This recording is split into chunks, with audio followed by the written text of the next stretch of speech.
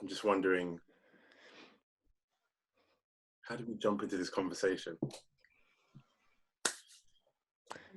Maybe, I guess, starting from the time, I guess it sounds sad, but like with George Floyd's passing, and like maybe how everyone felt after that moment, because like you guys at the line just like did a video straight away, and I know at that time that I was like quite emotional at the time, and I was quite like kind of angry at everything, angry at life, and like it seemed like you guys had a lot of strength kind of going through that video and going through your emotions, where I feel like now it's kind of a few weeks later down the line that things are kind of calming down on social media, and how I have mixed feelings about that as well still. But yeah, I think maybe starting with like it's how everyone's dealing with the current climate that we're in, and maybe like COVID and that kind of stuff. For myself, when it happened, I haven't watched the video. Me neither. I refuse to watch those videos. Yeah. And I thought that it was interesting, the sort of visceral reaction that there was worldwide, especially online. Like everyone was very kind of moved by this murder that had been recorded, and I understood it, but at the same time I was seeing people like sharing like the photographs and the videos and stuff like that. So like with what Esther was saying about feeling like really emotional, I felt like I was going through the grief of recognizing that there are people that do not see Black people as worthy of sympathy, as worthy of like, even the fact that the videos were like circulated in such a way, like not being censored, like even in death, Black bodies not having like the respect of being obscured when they're when they're treated in such a violent way. And I found it really heartbreaking. So I had to kind of like take a step back from like social media, like being on Facebook and Instagram and stuff, because whilst it was really nice to see everyone kind of having a response and sharing this and sharing the injustice of the situation, I felt like it was difficult for me to be going through that again, because I feel like my George Floyd moment, in terms of like really awakening to the idea of like white supremacy and like living in a racist society, happened when Eric Garner was killed, and he said, "I can't breathe." And you had this situation now where people are like bringing up photographs of like Kobe Bryant wearing the t-shirt and being like, "Oh, this must be photoshopped, because how did he say I can't breathe like years ago?" And it's like, this has been happening. This been happening for a really long time. And seeing other people like awaken to this, the fact that this has been happening for a really long time, was kind of painful as well as an experience. I felt like it was like, how did you guys go this long without knowing that this was an issue, you know? But now I feel like I can kind of contextualize my feelings and explain it a bit more clearly, but I did have to also take a break from like the internet, because I couldn't do it.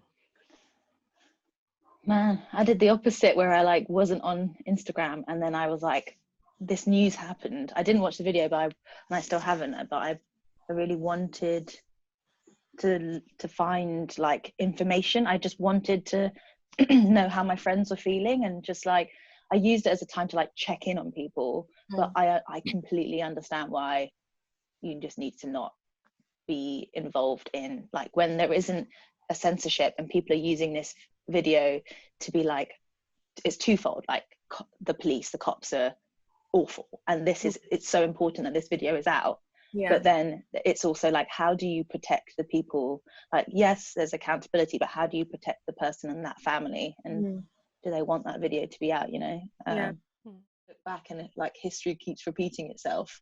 And I think this is why everybody is just like, we're no longer, but like, we're not burning stuff, we're doing it peacefully. Like what happened in LA's riots after Rodney King was just that people, like, I guess they started rioting, and somehow this feels so different now because we're not, it's really we're not rational, getting distracted, I guess, by living our day to day. Like we are definitely forced to, obviously with the whole lockdown now, I think are forced to concentrate on these things, which I think is good, but it's exhausting at the same time.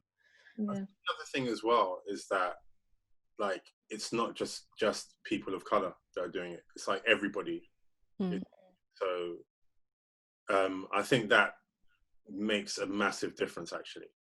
Because I think if Black people say it or people of color say it, it's kind of like, oh, there you go again, pulling the race card. But when you know, white people say it, I don't know, it's almost like accepted a bit more. Yeah, I like mean, Jane, I'm watching those of Jane. Is it Jane Epstein? And she does like kind of anti-racist kind of like racism kind of tests within a room, and she's the brown eye, blue eye lady. Yeah. Jane Elliott, is it? Is it Elliot? Yeah. Maybe it's Elliot. Yeah. Don't know where I got Epstein from. But yeah, just like I feel like it's in a weird way that, oh, now that she said it, I feel like I can also say like this is happening, which is weird, but because I should be, you know, it should be anyone really, or someone that looks like me that should be accepted. But yeah, it's, I think it's really Is that a frustration for you guys? Yeah, I think it is. I think it's frustrating to not be believed when you're voicing your lived experience, and to only be believed when someone who isn't from your demographic, say like a white person, validates that this is a real thing that's happening to you. And so other white people are like, oh yeah, maybe we should do something about that. Or yeah, I agree that we should, that was a bad thing that happened. Like feeling like you're not going to get believed as a Black, like even like with these videos and like the evidence like you were talking about in the case of Rodney King, even when there is video evidence of Black people being killed, Black people aren't believed. It doesn't matter how much evidence is presented by a Black person. It feels like because it's coming from you, it's not going to be accepted. And yeah, I feel like I was talking to my sister yesterday, and we were remembering that from a Beyonce video, which sounds silly, but Malcolm X says like Black women are the most disrespected people in America, and I think it actually kind of resonates with like everywhere in the world, because like going back to like I guess the animation industry, like sometimes I feel like I'm literally ignored, but it's like you're visible but not visible. Like no one really I'm trying to think of a situation, but like when I go to like Festivus or like just any kind of animation meetup, I feel that people don't really want to talk to me because I don't feel like, one, I guess I understand that people want to get a job out of it nowadays anyway, because apparently at the beginning it was just a meetup within the industry, but now people are so like desperate to get the job, and like people literally, I'll be in the middle of a conversation with them and their eyes are like in a completely different direction, and they just, some of them literally just walk off, and I'm like, okay, wow, like you've literally just ignored everything I just said to you. And I feel like that happens quite often in animation, and I feel like yeah, I don't even know, like I think even one time I was working on a project and the producer literally just didn't even make eye contact with me, but asked the two guys next to me about whether to help up on another project, and I'm just like, okay, there it is again. It's so like silent. It's so, and I think that's the thing, like in the UK, like with racism, it's so subtle, like people don't even realize that they're doing it when they're doing it. There's microaggressions, right? There's tiny things that you don't even know that. I mean, I feel like my culture's quite like I have to, we're definitely accountable for some of that as well, like in my own, like my parents or my, you know, I have to re-educate my family sometimes, and I think it's important that we do that. Like you can teach your, like the first generations, like for me anyway, for my dad from Bangladesh, and like I remember having a conversation and asking him, like, you know, but Dad, you did this thing one time when you were driving and you made a comment about someone, so I thought you were racist. And he was like, no, I'm not. And he was like, suddenly I had this really frank discussion with my dad, who was just like, I can't believe you would think that because I said that. And I was like, yeah, because my whole life, like, I thought that you didn't like a certain race. And then he was just like, no, that doesn't, like, why would you ever not just ask me how I felt? So yeah, I just feel like it's important to have those discussions with people who you think are as well. But yeah, in the workplace, I've definitely felt those microaggressions too. I think the difficulty about like workplace discussions as well is that, like, I don't know about your experiences, but I often find that I'm like the only person of color in a room, like the only Black person in the room. Like I've never, except when I worked at the line, which was great. Which was great. Other than that, I'm usually the only Black person in a room.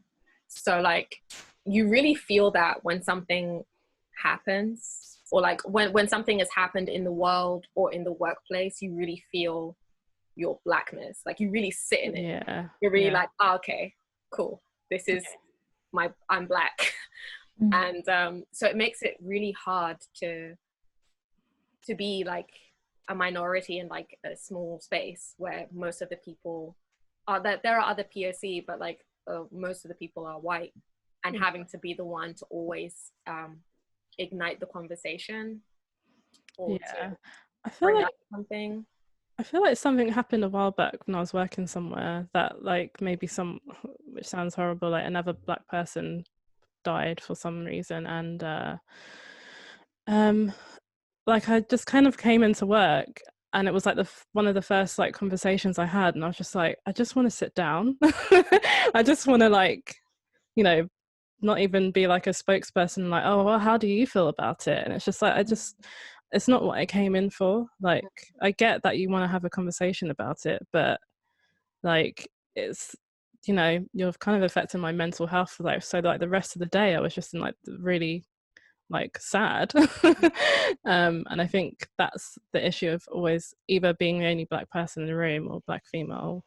Like it's really hard to like actually say out loud, like, you know what, actually I don't really want to hear that today. Like I think I've kind of become more comfortable with saying that to people. Like I remember having a group discussion about a topic that again was to do with race, and I was just like, can we just change the topic, because I literally just want to have a drink. Like I don't even like, I think it's just like picking up people realizing like how they're kind of, I guess, behaving, which sounds like you don't want to penalize them for like wanting to engage in that kind of conversation, but I feel like sometimes there is just a time and a place to say it. Do you think I mean, I'm kind of, it's weird, I'm kind of the opposite. I think especially in this last situation where I think I was annoyed, but I didn't want to be the first person to say something about it. Just because it felt like, well, if I say something about it, it's like I'm only saying it because I'm Black. Yeah, I see. Yeah. Right? So and actually I was really, I think it was Bjorn and Tim that brought it up first, like what about this, and how do you feel? And I think I just went on not a rant, like and it just, you were able to unload. You were holding it in. But I guess it seems like you guys are quite like, you have a good friendship as well, but I think it's when you're going into an office and it's like, say it's your first week and someone kind of comes up with that, I feel like that's what makes it a little bit more uncomfortable for me. But I get what you're saying, like it does kind of like, you don't have the weight on your shoulders having to announce it kind of thing. I think it's just, it's difficult. It's such a difficult thing, because even like talking to, like we spoke to Roxy and Bjorn, I spoke to like everyone at different times. And it's also, it's difficult for me to voice how I'm feeling. I think it wasn't that difficult that week because I was just annoyed, but it's also, I liken it to almost like, you know, if you have someone close to you that passes away, and then someone will come up to you and say, oh, you know, sorry for your loss, and then by the 20th time, it's kind of like, all right, do you know what I mean? Because right, yeah. what do people say in that type of situation? So it's kind of like, I don't even know. The thing I say to people is like, look, there isn't a right way to approach this. You might say something and cheese someone off because you're saying at a time, and like you just rightly said, it's like, look, I just want to have a drink. I don't want to talk about it.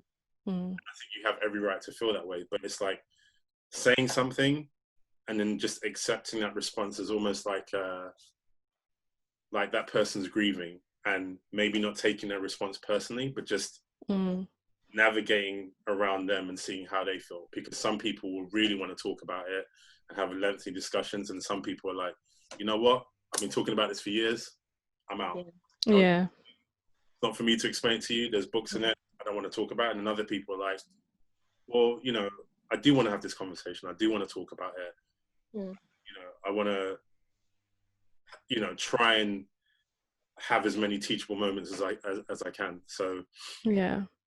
And I think that's why these conversations are so, I mean, like I said, when I was talking to the guys, there was like a weight lifted that yeah, probably most of my life.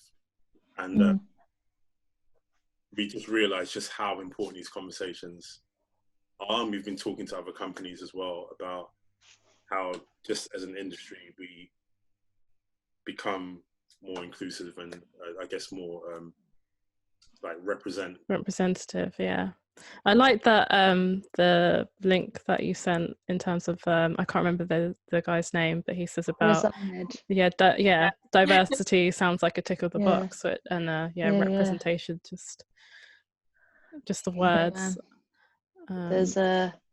There's my feelings on that word BAME and the way, and I understand, like, actually it's sort of happened right now because we're in a group, we're talking, but we've been like, I've chosen to do this as well, by the way. We've been homogenized into one category, but for the purposes of this, it's like I work at the line. It's really important that I wanted to join this conversation, but I also understand how important it is for like Black people to have these conversations, as well as it is for like my race and Bengali people to have these conversations. And like the problem I guess I have with BAME is that like I don't want to be categorized in that box. Like it puts me in that position again where we're using, like, for me, like dated terminology already to describe something that I don't see myself part of. And I think it's because I think people of color we can basically succeed without those like categories. And quite often it's seen like as if you're going to apply through like some sort of scholarship or an agency, you need to state if you're like BAME, because, you know, we quite often, this is one thing I see, it's like we encourage BAME candidates to apply because they have to meet a quota, it feels. And like I remember feeling so frustrated at that when I initially signed up to like quite a lot of schemes. And then I realized I was having these interviews on Skype with the people who ran the agency in order to get an interview with the people who owned the company, if that made sense. So they were whittling down people before they even put you forward for this job.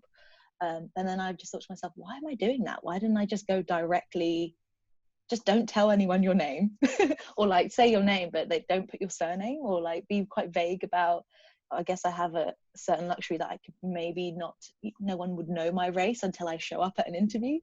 I remember feeling like quite defeated by that whole process. And I think that's why I don't like using the word BAME. I'm using it, but I get what you mean. Thinking, isn't it? Like so much. It's interesting you say that, because I was like, based on the last conversation, I was talking to a family member, and he was saying, he hears what he was saying about, because again, you don't want to be someone's quota or tick box. Yeah. I've certainly worked too hard for me to become that for anyone. So, but he was saying to me that actually he doesn't know how he works in the animation industry, but actually like he works in, I think, like if you work in finance or banking or like law, it's just something that they have to do. They have to get that almost quota up, because no one will apply a sort of thing. Like it doesn't happen organically in those types of industries. And that's something I never considered. So, you know, and again, it's like, what is the right way of going about this, like in terms of like having more representation in companies and stuff? I mean, I've got my thoughts on it, but what do you guys think? Like, what's the right way of getting people more involved without them feeling like, you know, their work doesn't mean anything? Their work comes secondary, or their work comes secondary to their skin color or their race. I have a suggestion, which is, if your studio, like this goes to any company owner or like person who works in a studio, if you see like there's a lack of voices that aren't just white, then like ask your employer first of all, like, what are we going to do to change that? And then my friend did this at her studio and just made like this anonymous Google Doc, and people could just write what they thought, how they thought they could improve their studio or their company. And some of the voices were like, how can, anonymously, which is like stark, how can we change the way this company works and the people that would want to come for roles in this studio if we work with countries that have low ethics? So like, I don't know, people like, if you're choosing to work for companies, they're like petrol owning, like big, I don't know, corporations that aren't necessarily like local ones, or basically, case in point, like what's going on in Yemen and Saudi Arabia. If you're going to work with big like sheikhs and things in Saudi, like why would someone want to come and work for that studio if like your website is like, we work with like this big oil company? I don't know, it just feels like it starts from like the foundation of it, and you just need to ask your employers and employees, what's going on? Why do we work with companies like that? That's one way, like have this anonymous system where you can allow people to say their thoughts without being judged. I don't know. The Panimation, I think that's how you pronounce it, released this really cool kind of series of Instagram posts about like increasing inclusion in the workplace. And I think that starts by making the workplace inclusive.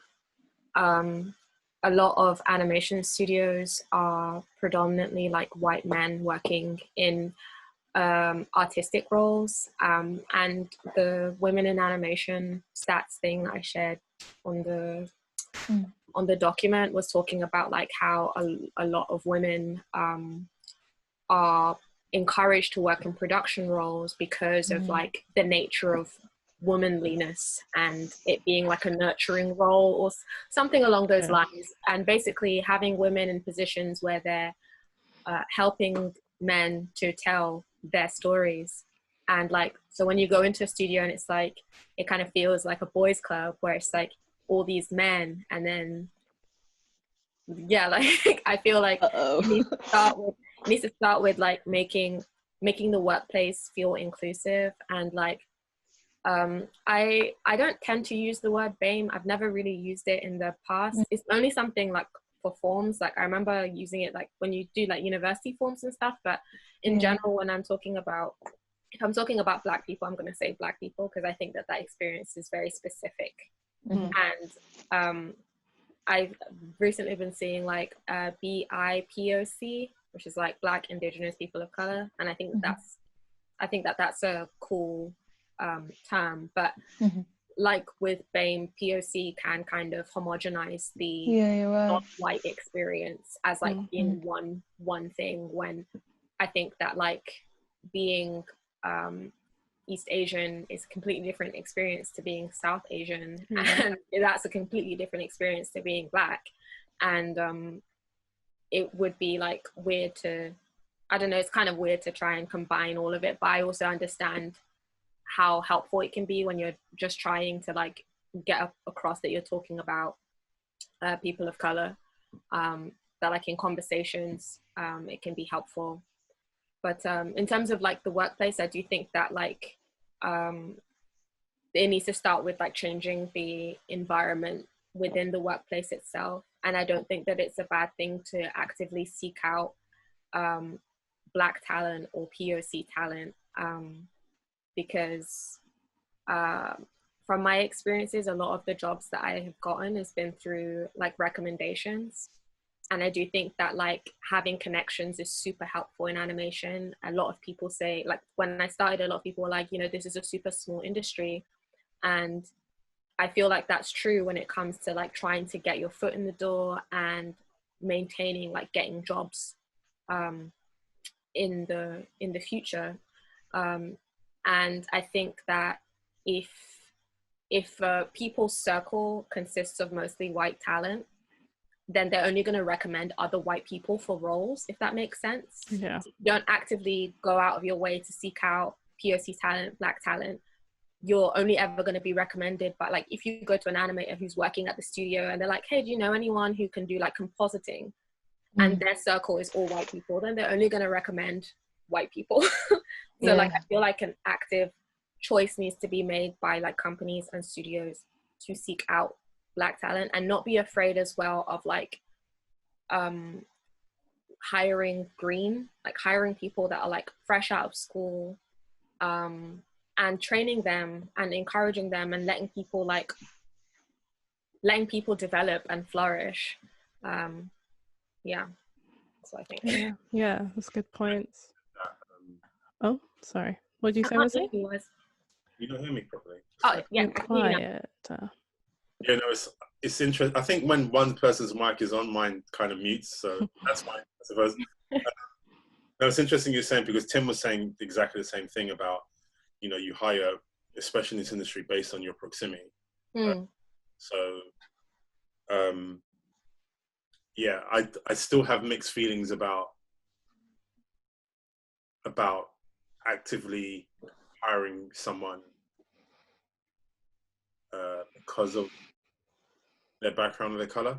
And when I say mix, it's like I honestly don't know what the solution is. I only speak for myself in terms of, again, how I've gone through the industry and the opportunities I've gotten, and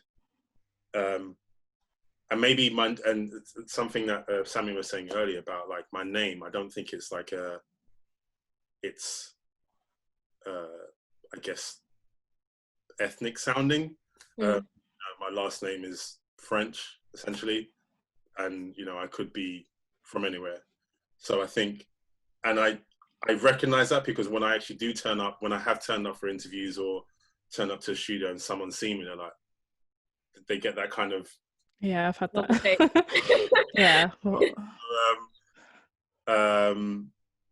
And again, I think with us, we probably don't see or even meet most of the people that we've actually hired unless they come into the studio. Like a lot of the people we work with remotely. So we have, sometimes we don't even know if they're male or female. It's like their portfolios are amazing.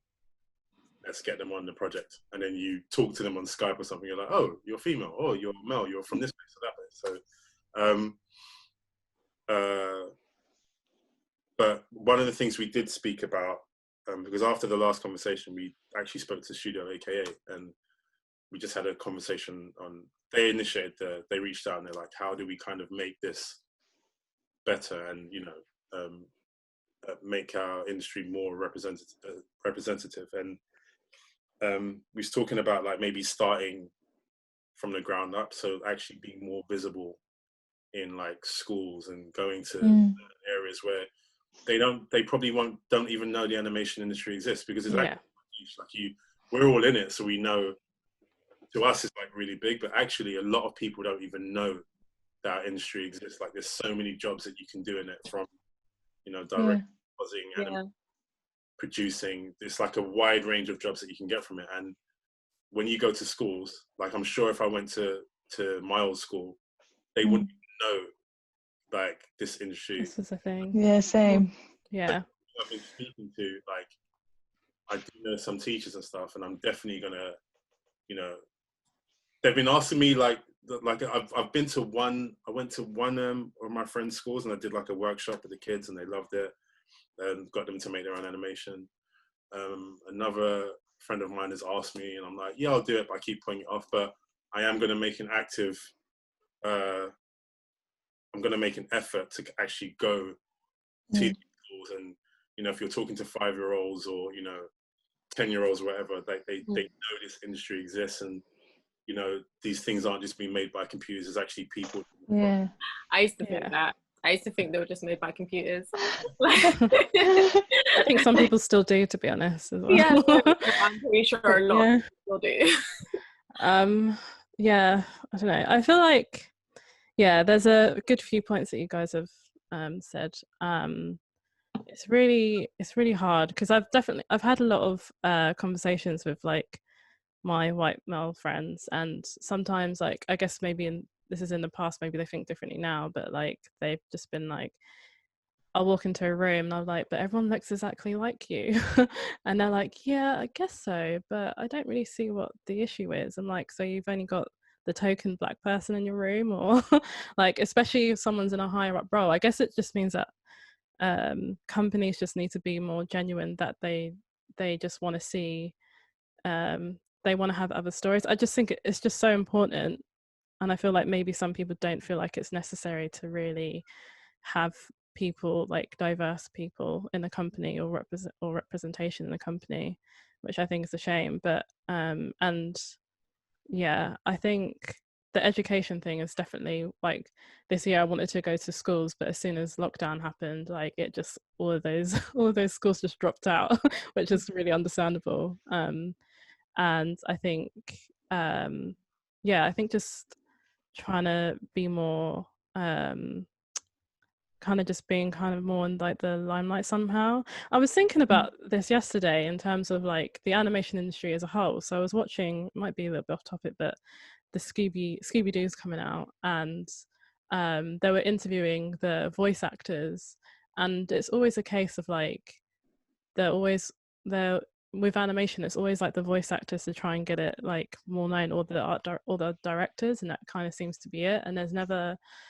there never really seems to be interest in like, or that much interest in how it gets made. It's just kind of like, I wonder if people just assume that in animation it just gets made within No one like cares. yeah. Which sounds really horrible, because it's so like, every time I'm with my family, I'll be watching like, say, like Marvel, and I'll be like, oh wow, it's really good how they did the effects there. There was a point where I was literally doing that with every film, and they were like, okay, you can shut up now. Yeah. And I'm just like, but it's just so good. But I think what so me going into, there's one company called there's some companies that I've worked in that will actually allow your family or friends who are interested in animation to come and visit, and I think that's one really good. That's how I guess like I know more of you guys from the line, is because like you've actually let me come into your studio, which I think's great. And I feel like stuff like that, I feel like, I guess it comes down to what is it, terms and conditions, or like, is it NDA, where like obviously things have to be safe. It's fair enough, but I feel like stuff like that like would maybe help a bit more. But I guess it's companies, whether they're willing to make their doors more open. Yeah. More For like school visits and things. Yeah, I think that would be helpful. I'd have loved that if when I was younger. I was just thinking like, no one really came to my school to do talks that represented me, like that looked like me, or like, I don't know, that wasn't what a white man from a mobile tech company that you could get. Oh gosh, yeah, I remember those days. But I feel that I was gonna say that with I've kind of lost my train of thought now. Sorry. My bad. No, it's fine. I do that often. So, but yeah, it's tricky. It's really tricky. I just really want companies to really like you said, Jennifer, in terms of like jobs that you've gotten, like I feel like 50-50 has been me genuinely like applying for that job and getting the role just for my like portfolio. And then there's other jobs where I've gotten that have been through like recommendations. But yeah, I guess that was the other thing, is that like I don't want to put a bad name for like producers, but I find that maybe sometimes it sounds like they don't know what the role is when it comes to applying to certain things. Like I applied for one job, they said there wasn't going to be that much rigging, and the job was pretty much rigging. And it's just stuff like that where so I'm kind of going off on like a different tangent, but like in terms of actually making it more like the job description more maybe informative, or I don't know, I feel like there's something there as well in terms of like when hiring people, there's a bit of an issue there, I think. I was going to say also, I remember when I graduated school, trying to find jobs is so hard. When you like look up animation jobs in London, like unless you're doing like motion design, it's really hard to find like 2D job, like, so unless you're doing motion design or like VFX, because animation studios in London usually do commercials and are quite small, you have to like cold email a lot of them. There doesn't seem to be not a lot of those websites have like a jobs area of like, oh, we are looking for compositors, animators, FX animators. There doesn't seem to be like across the board. I'd say most of the like 2D animation studios in London, it doesn't feel like there is like an easy way to like get in touch or know that there are. I don't think sometimes they're even advertised, which I don't even know if that's legal. Yeah. And the amount of times that I've found a job through Facebook, which really infuriates me because I don't like Facebook. I don't want to use it. But like I'm going to be in the job I'm going to be in next week. I'll be there till next year.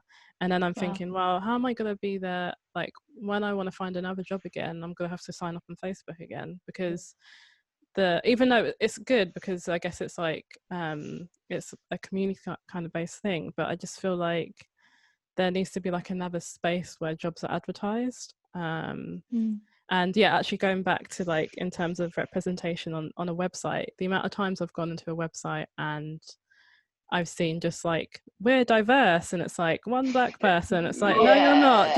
And I just think, just get rid of it. Just get rid of it. Like, I don't know why it's too hard. Like, I'd rather just see no one, or like maybe like a nice, like even on like your website. I'd rather like, see no one. I'm being serious. Yeah, no one works here. No, but like, I mean, like in at the line, it's like you guys look like. There's no like this person, I mean, I guess maybe you used to have it, but like this person is a director, this person is XYZ. And I feel like it's really nice that I think you've changed it to like, it looks more like a community where like you guys are, you know, you're doing something collective as a team, and it just feels more genuine rather than like, that just really winds me up, because I've seen it really puts me off of even applying to companies now, because I'm like, okay, well, I know I'm going to be and the thing is, it's like they could be looking for someone who is different from them, but then I think just get rid of the profiles, people. It's like, so hard. And if you want to keep those profiles, then that can be on LinkedIn, so then people can find you out that way, but like just I think nothing to show off. One of the things that we found, me and Tim, when we graduated, was when I graduated, I moved to Scotland to work on The Illusionist, and then I came back, made a film with Tim. So that was about like 9 months, and then one of the things we found was like emailing people. She doesn't work as well as actually just going to the studio. So it's like, yes, we would email, but we would just ask if we could come in rather than say, have you got any jobs? Because even if they don't have jobs, it's almost like email. It's like, oh, look, can we arrange a day where we can just visit and walk around? Once you go there and people actually see you, like if there's a job coming up, like in a week or so, they'll remember you because you came in. Yeah. You're having to sift through loads of emails. The other thing as well, I think we have advertised jobs on our Instagram, and we've done. I think we've put stuff on our LinkedIn. I'm not entirely. I feel like I've seen stuff on LinkedIn before from you guys. But maybe that's something that we can actually look at as a company and like find ways of making roles more visible to people, so that because again, like you tend to work with loads of freelancers, and the moment you've worked with them for a few times, that's who you remember. So it's like the effects artist I work with, because I worked with him a few times, is like, he's the first person I go to see. Yeah. So yeah, maybe that's something that we can like work on. That's a kind of interesting point that you say in terms of like how we first got into the industry.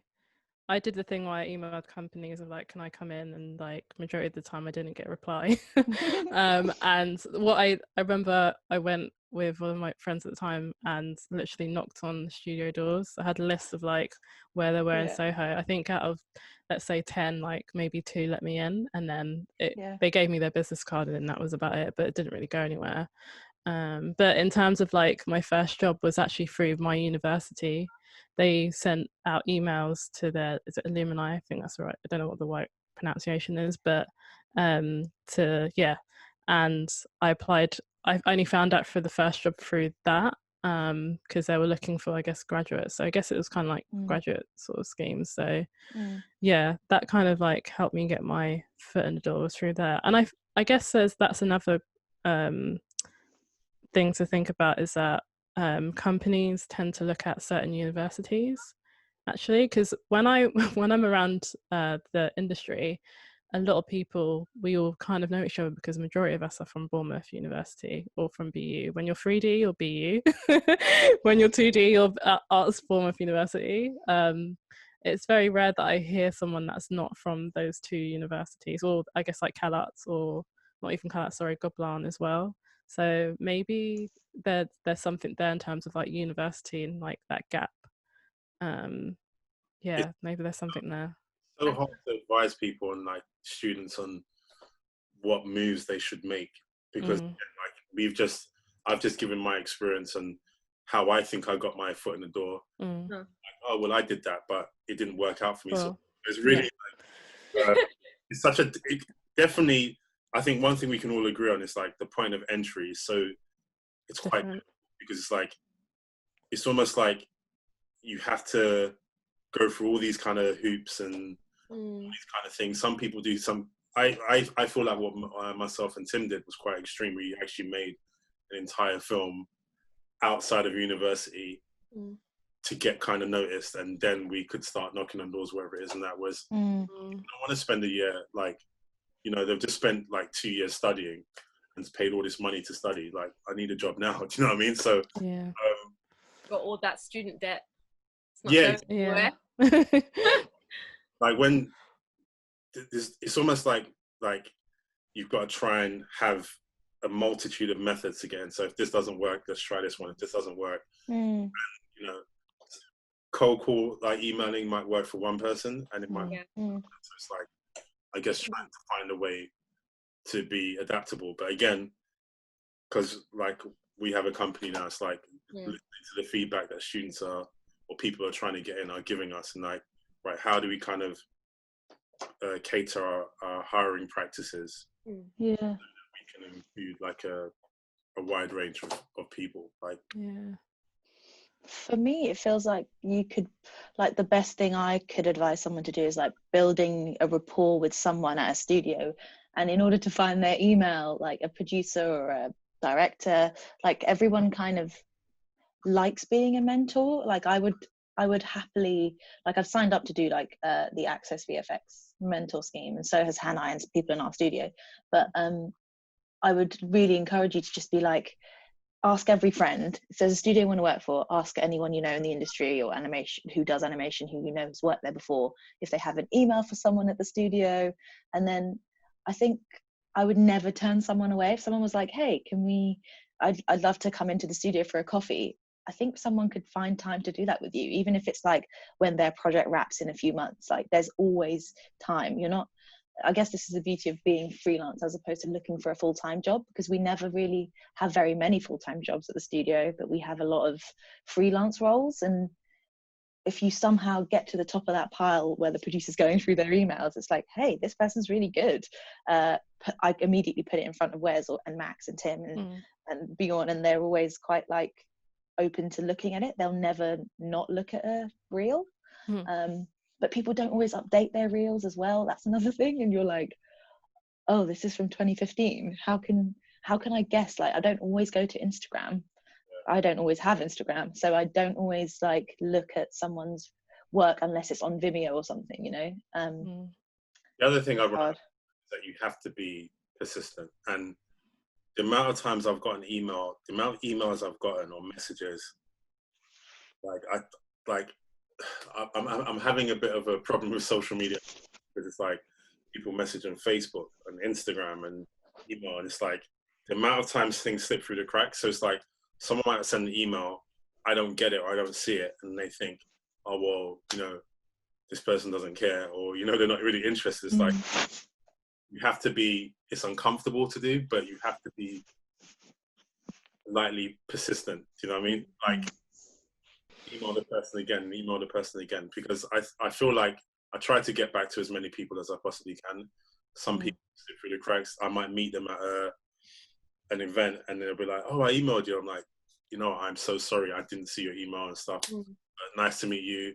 Here's my card, contact me. So it's not, you have to try a few times. You have to, you know, it's frustrating, but, and the thing is, most of the work takes place at the beginning, because once you get in, you start working with people and then you start getting recommended and all this kind of stuff. But sorry, you was gonna, I interrupted you, Jennifer. No, I was just gonna say, like, in terms of like making workplaces more like inclusive, like it's been something that I've been thinking about for a while, and I've been like seeing also like how other studios are doing it. Like I think She Drew That just announced that they're doing a collaboration with Strange Beast, where they're going to take a female or a trans woman or a non-binary director and kind of train them. Like they're going to take 3, I think, and train them up. And I was like, oh, that's a cool idea of like trying to make, you know, trying to give people opportunities to also like rise up, because you don't want to end up like with a situation where it's like people don't feel like they can move forward or like become animation supervisors or directors, like, or like if that is what that they want to do. And like you were saying, I think it's kind of tricky with feeling like you're hiring people specifically because of their race and you feel like it's lacking in your workplace. But like, I feel like the debate only ever comes around when it's like hiring diversely or hiring like women in the workplace. Because I don't know, it feels like it's implied that you're somehow sacrificing like talent by also considering somebody's like demographic when you're doing like throughout the hiring process. Like for example, this isn't like a workplace thing, but like for school, when I was doing my application for Gobelin, I got into the school, but then I had a situation where I had no means of paying tuition or like living in France. And I was like given like a full scholarship based on like a heritage scheme that Netflix has going on, where they're paying for people who have are from Africa or have African ancestry to study at the school. And it's like I'd already gotten into the school. I didn't get in because of this scheme. So I had the ability to get in, but I'm sure that like other people in the past have gotten in and have not been able to like pursue their studies there because of like financial reasons, like not being able to afford it. And I think in your last conversation, in the last talk that you guys did, you mentioned like how before with animation, it really felt like a traineeship, you know, like you had the senior animators and they would take on board all of these people who just loved to draw, like, you know, like the Glenn Keanes and stuff. They all started by learning under someone who was much, much better than them, and then being given the grace and the time to be taught. And like it's a different playing field now, like that doesn't really exist anymore. But I think it's difficult because I really would love to see like actually diverse photos, not like the one you was talking about where it's just like they're white people and like one black person, but like actually see it, like actually see companies making an effort to make workplaces inclusive, whether that's like a gender thing or a race thing, because like you were saying with the guy who was like, oh, I don't really see what the issue is. It's like, well, everyone around you right now is like a guy, and everyone around you right now is white. And whether or not that was intentional, I think people have to bear in mind like unconscious bias and how that contributes towards hiring practices. And like, yeah, I feel like when people like are like, oh yeah, well, it's just incidental. Like, I find it really hard to believe that it's like just incidental, that like every single person there is like a dude, a white dude. And that if there isn't an active effort that's made to hire more women or to hire more people that are Black or POC, then like you're just going to continue to unintentionally hire the same kinds of people every time. Yeah, there's actually a thing where you tend to hire people who remind you of yourself. So if that just keeps happening, yeah, it's not really gonna work. So there definitely needs to be like a way. I had another conversation about like the names thing as well, in terms of so my name is like I'm forgetting my name. My name is so Esther Ajibade. When I was growing up, not like this is like too much. Yeah, when I was growing up, my first name was actually was Bookie. I say my first name was. It's like actually part of my middle name. And then I chose to change it because I wanted to actually. I didn't know that my name was Esther until I was in like year 7, like my first name on the certificate. So I decided to use that, and like I feel like part of me is kind of like, am I trying to like hide my heritage now because I'm not using Bookie? But like even on my Instagram page, it's like artsy Bookie, so I still use that. And then I have people coming up to me at like meetups and they're like, oh, hey Bookie. I'm like, how dare you? Wait, you know who I am? It's like, it was really weird. But I feel like with like I had one of my first interviews I had, they did question like where my surname was from, and I was like, well, what? So you wouldn't ask someone else who didn't look like me that question, but okay. I mean, I still got the job because I believe it was because of my portfolio, but like I think since then I never really like took it into consideration that like maybe the name is really an issue. But yeah, because there is also that test where someone put like a John Smith in their CV, and then they had like I guess an ethnic kind of sounding name, and they had exactly the same qualifications, but someone was more likely to take the John Smith name. So I do think people need to, I guess, research into their like unconscious bias and like study anti-racism and how to like fix. It sounds really rude, but like fix yourself. No, it's true. Because otherwise things aren't going to change. I think people are always asking like people do want to see like diverse representation. I need to stop saying diverse now because I think representation does sound a lot better.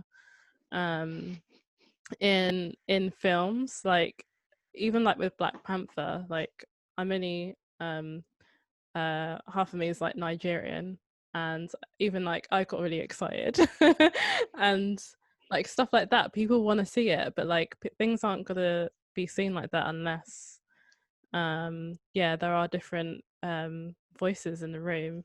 And I feel like I don't want this whole thing to just be a trend as well. Like I'm just worried that it's going to be a trend because just the way how things have like history being repeating itself, like we were saying before.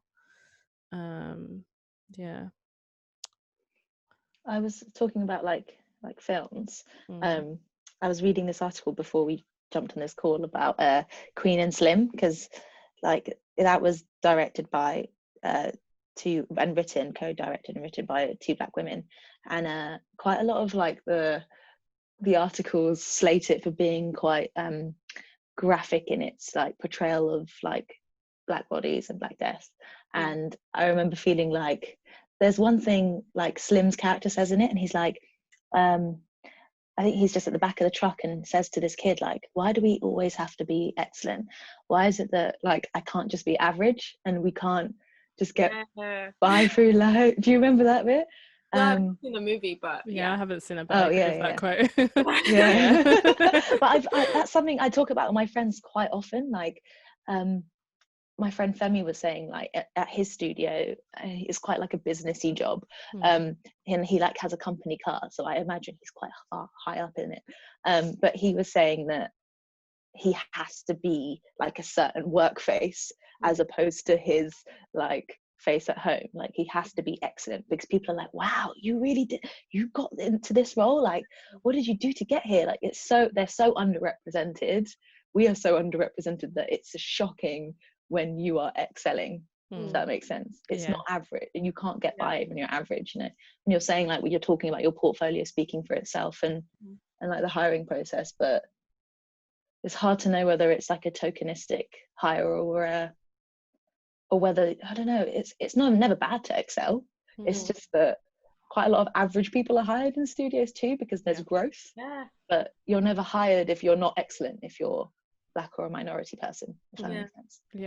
Not having the room to fail, like, as an ethnic person, I think is like really real. Like, growing up, like, I related so hard when you were like saying, Wes, in your last talk, how you have to be like twice as good, and like having that drilled into me, like, as a kid, like, listen, you're not going to get things easy, and you never want to give people an excuse to take somebody else. You need to like be excellent every time without fail. You need to be like twice as good as everyone else, because there will be people that will be afforded opportunities simply because they look a certain way, and it will be harder for you because you look a certain way. So you need to not give them an excuse to not take you, basically. And whilst I think it's like excellent to strive to be amazing, I think that it's quite taxing to demand of Black and ethnic people to constantly be amazing at everything and to not give them the room to be mediocre. Like, it's not that I'm advocating for mediocrity, but like, I don't think that it should be a given, or even like, I think basically Black people should be able to be just as mediocre as like the next white person, like, and not because I want like Black people to be mediocre, but it's just like, oh, I'm not gonna hire this Black person unless they're amazing, sort of vibe. I don't think that should be the way that people approach wanting to hire Black people. Like, I feel like you can just be good. You don't have to be like a master at like drawing or something, like, to be given the room to grow, basically, to be given the room to like make mistakes, because I think everyone is trying to be great. I don't think that anyone tries to just be like okay. Everyone wants to be great, but it's like that mentality of feeling like you unless that Black person is like, you know, able to do backflips, not hiring them. But I feel like,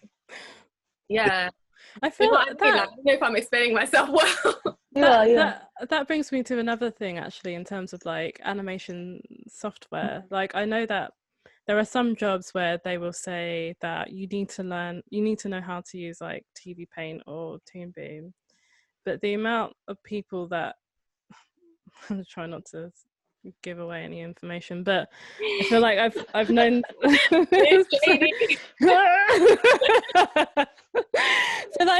so people will let someone who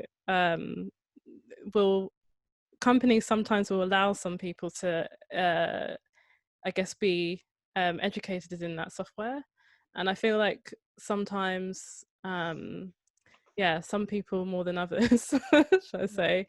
I guess it's more, what am I trying to say, like, some people I guess are more forgiving, I guess, if that's probably the right word, that but certain type of people don't know how to use a certain software, but they'll let them in because they want they want to show them the way, and then you want to apply for that job and they're like, yeah, but you don't know that software, and it's like, okay. I don't know, like, where is that line, like, and again, like with softwares as well, like that, they're so expensive, and then when you go to a course that teaches you how to learn how to use that software, they're like expensive again.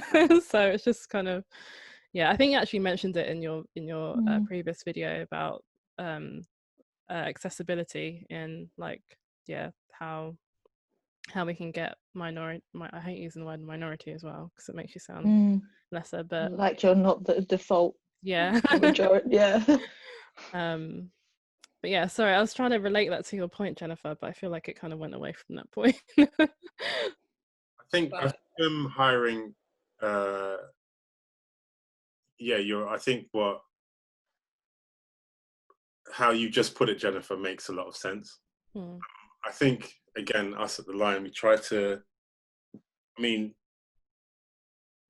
we do try to get the best people regardless of their background, and we also get like like artists that, I mean, we're all animators and designers at the Line, like all the founders are, but the talent that we get coming through, I mean, the people that we get applying are better than we are, like in many aspects, sort of thing. It's like you look at their portfolio, like why do you want to work here? Like your work's amazing, sort of thing. But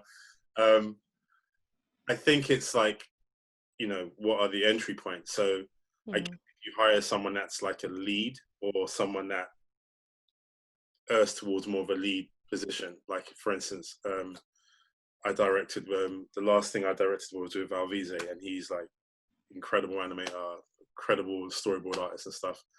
And for me to work with someone as a director or co-directing, I want them to be like as good or better than I am, sort of thing. And in many ways, he is better than I am, right? But then if you're hiring like an in-betweener or someone who's doing cleanup or something, not that those roles aren't important, but I feel like those sorts of roles is where people who want to be animators or lead animators, they'll take on those jobs first, kind of learn, you know, how people do things. And, you know, like I guess it just depends on the role that you're taking. I think if you want to direct, or if you want to be like art director, then we're just going to look for the best people. If you're being an assistant animator, then you don't have to be the best. You just have to be, we just have to see some sort of potential. And I'm happy to kind of sit there with someone and go over their work and like guide them through that process. And again, it depends on the project. Some projects allow you that space to teach. I think like the project that we worked on, for instance, Jennifer, like I was able to kind of do my job and also give people the space to kind of learn something if they were getting something wrong or not quite hitting the mark.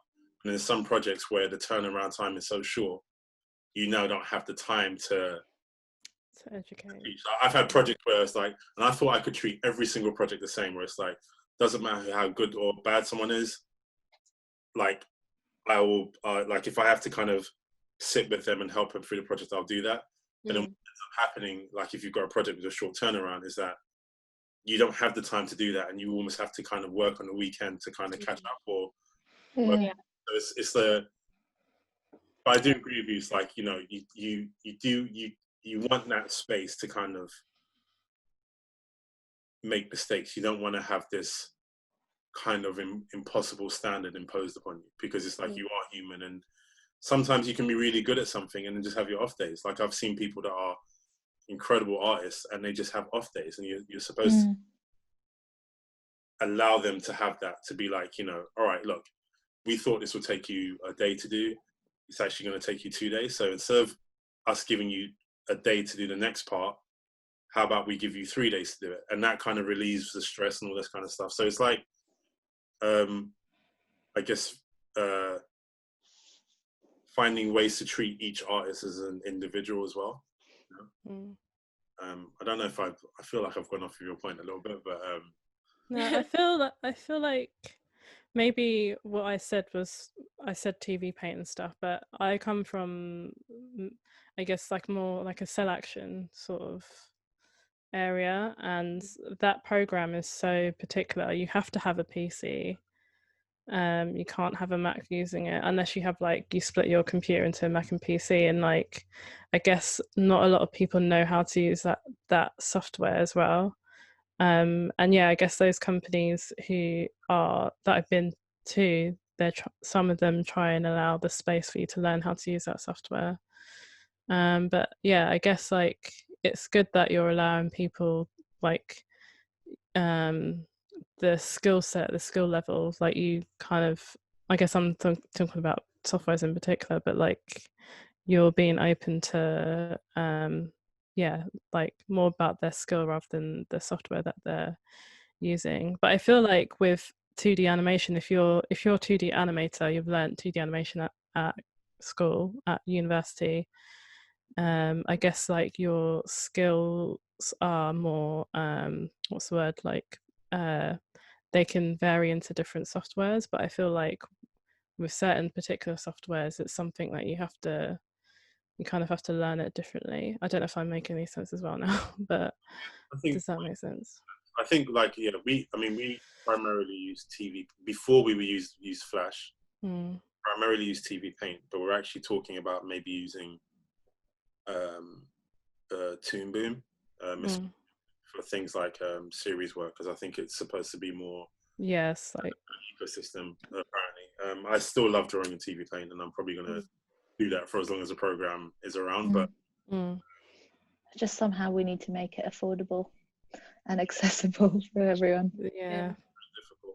Yeah, I think accessibility is like a super difficult aspect of animation, because it's like, well, you can learn to draw on like get a light box and paper and pencils and just like teach yourself and stuff like that. But like in terms of like the working climate at the moment, that's going to teach you how to animate, but you're still going to have to reach a point where you have the softwares. And if you're a freelancer, a lot of the time they expect you to have your own equipment, whether that's like a Wacom, a Cintiq, whatever. So there is always going to be like a financial aspect of like making a financial investment in yourself, in your like work, should I say, so that you can be employed.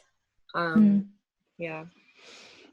I think power to I was going to say, you have the power to say no. If someone says like, hey, could you bring your Wacom? You can also just say no. I'll charge more for my Wacom. I don't know. I mean, we tried to provide all that stuff at the studio. Yeah. I think it'll be good for us to touch on some of the talking points that we had, because we've spoken about quite a lot. Yeah. It's like, so we're talking about like black female characters in animation, and like I want to get you like there's a few characters that we put on here. So Princess and the Frog is one of them. Susie from the Rugrats, my fave. Yeah. Rugrats, Storm. We've also got Boondocks down here as well, and also there's another one I added, which I want to get you guys take on.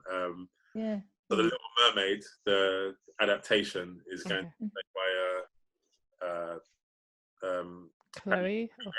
Yeah. I can never remember which one is which. Yeah. So I just say the group name. So yeah. So what should we start with? Princess and the Frog? Princess and the Frog. Let's do Princess. Yeah. Let's go. Let's go. Okay, I'm just gonna say I really loved that movie when it came out. Really? Like, I was a huge fan of the film. It came out when I was like 13, and the reason why I liked it was because you had all of this merchandise. Like when you went to the store, you could buy like a black Disney princess, and that meant so much to me. And especially because when I had my youngest sister, like I say when I had, it's because my youngest sister is like my baby. She's like my child, and she's 10 now. She just turned 10. And whilst she was growing up, I made a real effort to like make sure that she saw positive images of like blackness. So I bought her like the Pocahontas doll, which questionable film too, and the Princess Tiana doll. But I now have completely different feelings about that movie, and I wrote like a paper on it during sixth form about like representation of like femininity and womanhood in Disney princess films in general, and talked about that film and the fact that she spends most of the film as a frog and not as a human being. And it would be fine. It would be fine if that was the one time, but it's not. We had, I mean, this isn't like pertaining specifically to like Black women now, but like Black characters, ethnic characters. There are so many examples, like Emperor's New Groove, Brother Bear. What else is there? Even the new film Soul that's going to come out soon. He's going to be a ghost like part of the way. And I'm like, there we go again. What's really funny is when that film's first trailer came out and everyone saw it and everyone was like, "Yeah, you guys are really doing this again." They recently released another trailer that's completely different. I don't know if you guys have seen the new trailer for Soul. Yeah, in the entire trailer, he's not a ghost. He's not like a little spirit thing. He's like Black, and he's surrounded by other Black people. And it's like, oh, okay, this is interesting. I don't know if you guys are trying to rebrand the advertising so that it doesn't look like he's going to spend the majority of the film being a little ghost, but I'm trying to give it the benefit of the doubt and hope to God that it's not going to be like another movie where ethnic people are changed because having a brown or Black person on screen is unrelatable. I don't know what the logic behind it is, because it seems to be something that's super consistent with like on-screen representations of Black characters or stories that take place in Black places, like in Africa or something. And yeah, I can't stand the fact that like we were robbed of a Black princess being a Black princess in the film. And like something that I observed specifically in The Princess and the Frog is she shares the spotlight with her friend, like that other girl. I've forgotten her name because it's been so long since I watched the movie, but her best friend is this white rich woman who's kind of an airhead, and she's a really cute character. I absolutely love the way she's animated, but you very rarely see that in princess movies with white characters. Like Cinderella did not share her princess spotlight with anyone. Cinderella was the heroine, and same with like, you know, The Little Mermaid. She doesn't share the spotlight with anyone. But I think it's cool because it's like showing that those women never had female friends, which is like a different like kettle of fish. But like I felt like when I was watching the movie, you had this sort of white princess character in her film as well, who was like supposed to be like relatable, and she got to remain human for the entire film.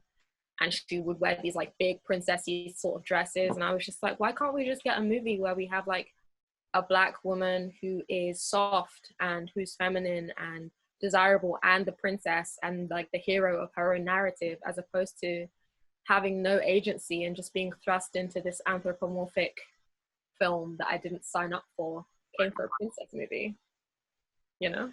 But yeah, sorry, I had to get it out, as you can tell. Yes. I think Moana did that really well, actually. I really liked that film.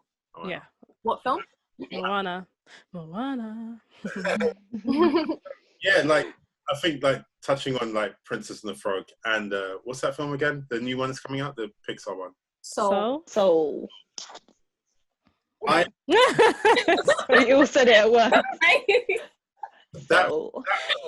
No, when I saw the character designs on that, I was like, oh my God, this looks so good.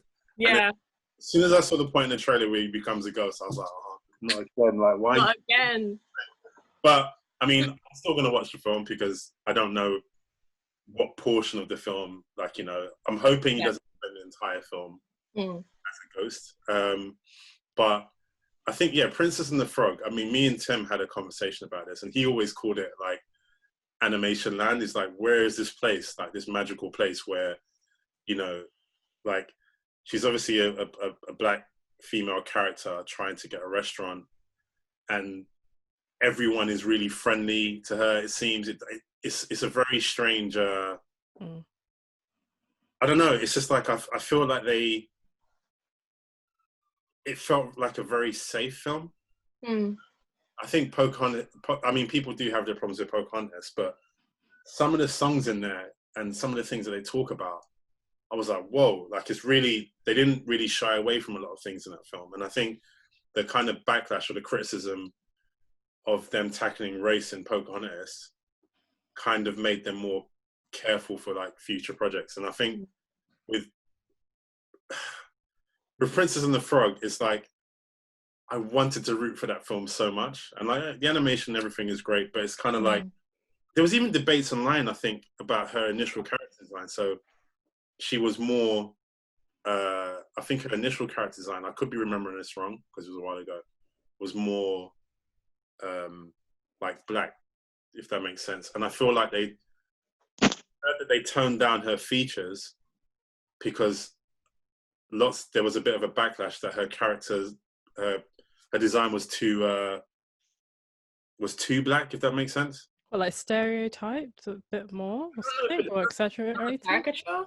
Yeah. I remember seeing the initial designs of it, and I was like, "Oh my god, she looks amazing," sort of thing. And then when I saw the final, I was like, "Wait, what happened?" Like, I feel like the final design is based on the Anika Noni Rose who did the voice acting for her. Like, I haven't seen the initial designs that you're talking about, but I feel like the last rendition, like the one that we see in the movie, her face is based on the black woman who plays her in the, who does the voice acting for her in the. I just remember seeing the initial design and liking them more. I could be remembering this completely wrong because it was like a long time ago. I've seen the film, like maybe I've seen the film once actually, and I feel like I need to watch it again. But I do remember like there was like a big song and dance about the first black female princess, and then watching it, and then she turned into a frog, and I was like, what? Like, and that was it. It was like, so she's a black female at the beginning of the film, and at the end of the film, in the middle, she's the green frog. I was just like, I remember feeling extra salty because the following year they released Tangled, and I was like, why can't she be black? Yeah. Why can't y'all make Rapunzel just this black princess with hella long locks? Like, why couldn't she just be black? Because you know, she spends the whole movie being a person, and like, I think the issue with like these movies is like, it feels like. I guess I feel it's like they have to tick that the fact that there is like racial issues. I think that's part of the because when I think about Spider-Man versus, which has got another issue, Spider-Man versus oh my god, I can't even say the name.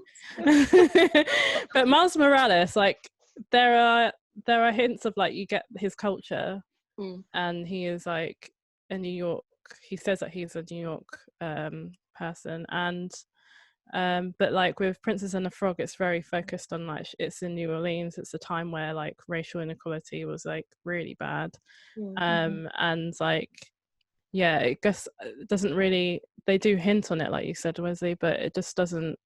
And I think that, and also I think that time with the Princess and the Frog, it was like the last 2D like princess film, if I'm right. Yeah. And I feel like they set it up for it to fail, to the been like, well, Princess and the Frog didn't get us the money that we wanted, so now we're going to make Tangled and it's going to be 3D because that's where the money is. I feel like that is I feel like they kind of set it up that way for it to not be that good.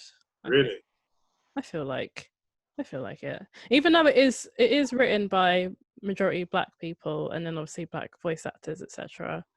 But I feel maybe I should look it up like on Google and see like the like research the criteria and how well it did. But I know that in the box office, like Princess and the Frog didn't do well, because ever since then they've always just done 3D films since then. It was their last hurrah to 2D. We're gonna try again to try and bring 2D back, sort of vibe. Yeah, and I my opinion on Princess and the Frog is that I didn't like it when I watched it. But my issue actually came from, I was so excited to see a princess that I could relate to, but because, like I said, it's so focused on a particular area like New Orleans, they were talking about like gumbo and other stuff that I couldn't really relate to. And I guess I was kind of disappointed in that sense. Like, there's a point that I've made before in terms of like African American, I guess, is kind of like the center of like blackness and black female in the media, I think.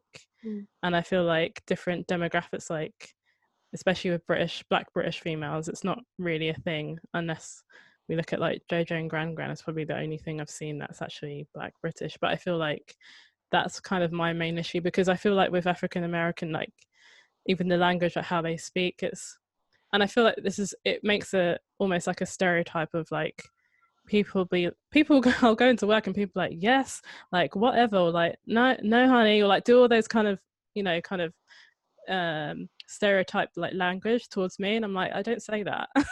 But just because you've watched this thing, you think I talk like that person. And that, I feel like I have an issue like with that. Does that make any Yeah, it does. We'll start talking to you in a way that they think, and maybe I do speak in a certain way when I'm around my friends, but you've never be like this at work, so why are you, you know what I mean? But I have Jojo and Gran Gran, actually.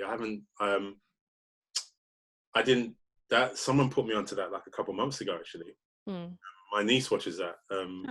Like, and Jojo, like, I think their background is St. Lucian. Yay. Oh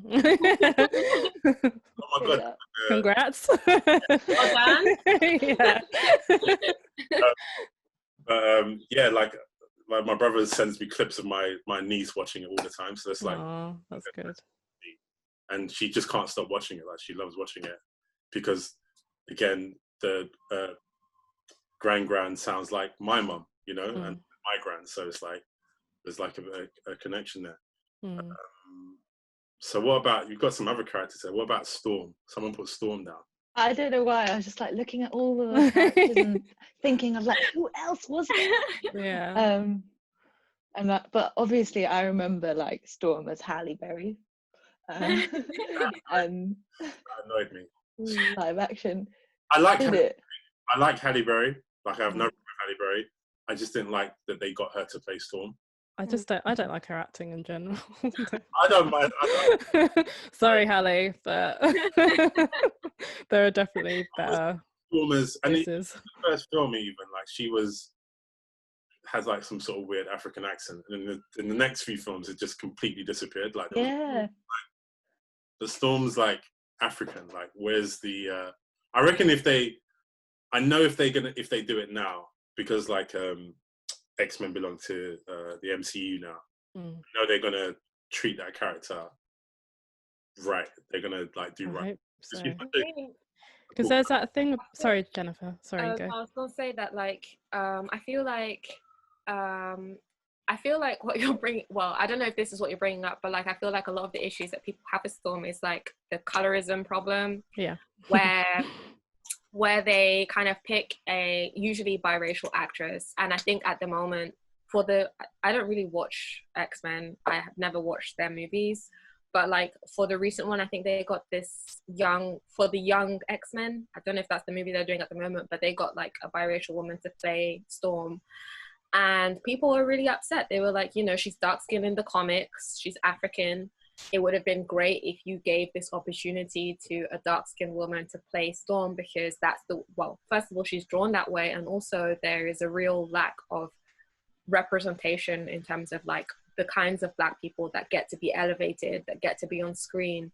It always seems to be like especially when it's women, it always seems to be a very specific kind of Black that feeds into like colorist attitudes. So like usually light skinned with like good hair, you know, very like loose curly hair, or like even when people are designing animated characters, like they give them like light eyes, or like just stuff that makes them like special but Black. I don't know.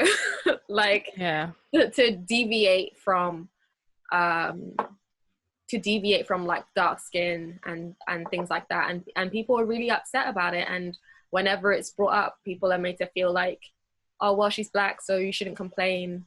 like any kind of black will do sort of vibe. Same thing happened with the Nina Simone biopic, where they cast I forget her name, Zoe Saldana, and they literally put her in blackface. They gave her a prosthetic nose, they gave her veneers. Wow. I'm not even joking. You can watch the trailer for it, and it was embarrassing. And it's a spit in the face to the legacy of Nina Simone, who was so proud of being a dark-skinned black woman. That was her identity. It was so part of her activism. And I think it's like a casting issue to just think that like it's not important. And it's the same with what I was saying about, you know, you look around and it's just incidental that they're hiring like white guys, and when it comes to hiring black women, it's just incidental that they're hiring biracial or light-skinned black women every time. With it's funny because with Storm, there was this big debate. Have you seen Titans? No, but I know the debate. Yes. No, I don't know. Starfire, like there was a big kind of backlash because Starfire is not supposed to be a dark-skinned like black woman sort of thing.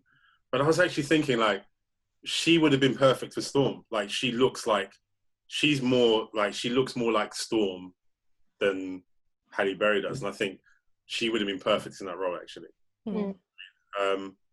But yeah, like I didn't see the Nina. I haven't seen. Is there a trailer online for that Nina Simone thing that you were talking about? Yeah. There's a trailer online for it. It came out in like 2016 or something like that. I don't think that it did well because people were really angry, rightfully so, about the casting of Zoe Saldana, who up until not too recently didn't even identify as Afro-Latina, which she does now. Like she would just say that she was Latina, and like she would just go around saying that she was Latina, which is like, that's her prerogative. She can identify as how she wants to. But if you're going to be casting someone to play a black activist who was really comfortable in being dark-skinned and recognized the fact that being dark-skinned was seen as undesirable, reinforcing that by hiring a light-skinned actress, that dark skin is undesirable, it's really bad. Like watch the trailer. It's really awful. It's really I'll put it on the links now of our chat. Okay. I feel that with the Storm situation, I get, in terms of like the continuity, that's probably the only thing I can understand why they might have chosen the younger version to be more lighter skinned. But yeah, I would have preferred to have seen just the African, more looking kind of more female. And the colorism, I think, is just like a really big issue when it comes to media and animation for black females. It's so common.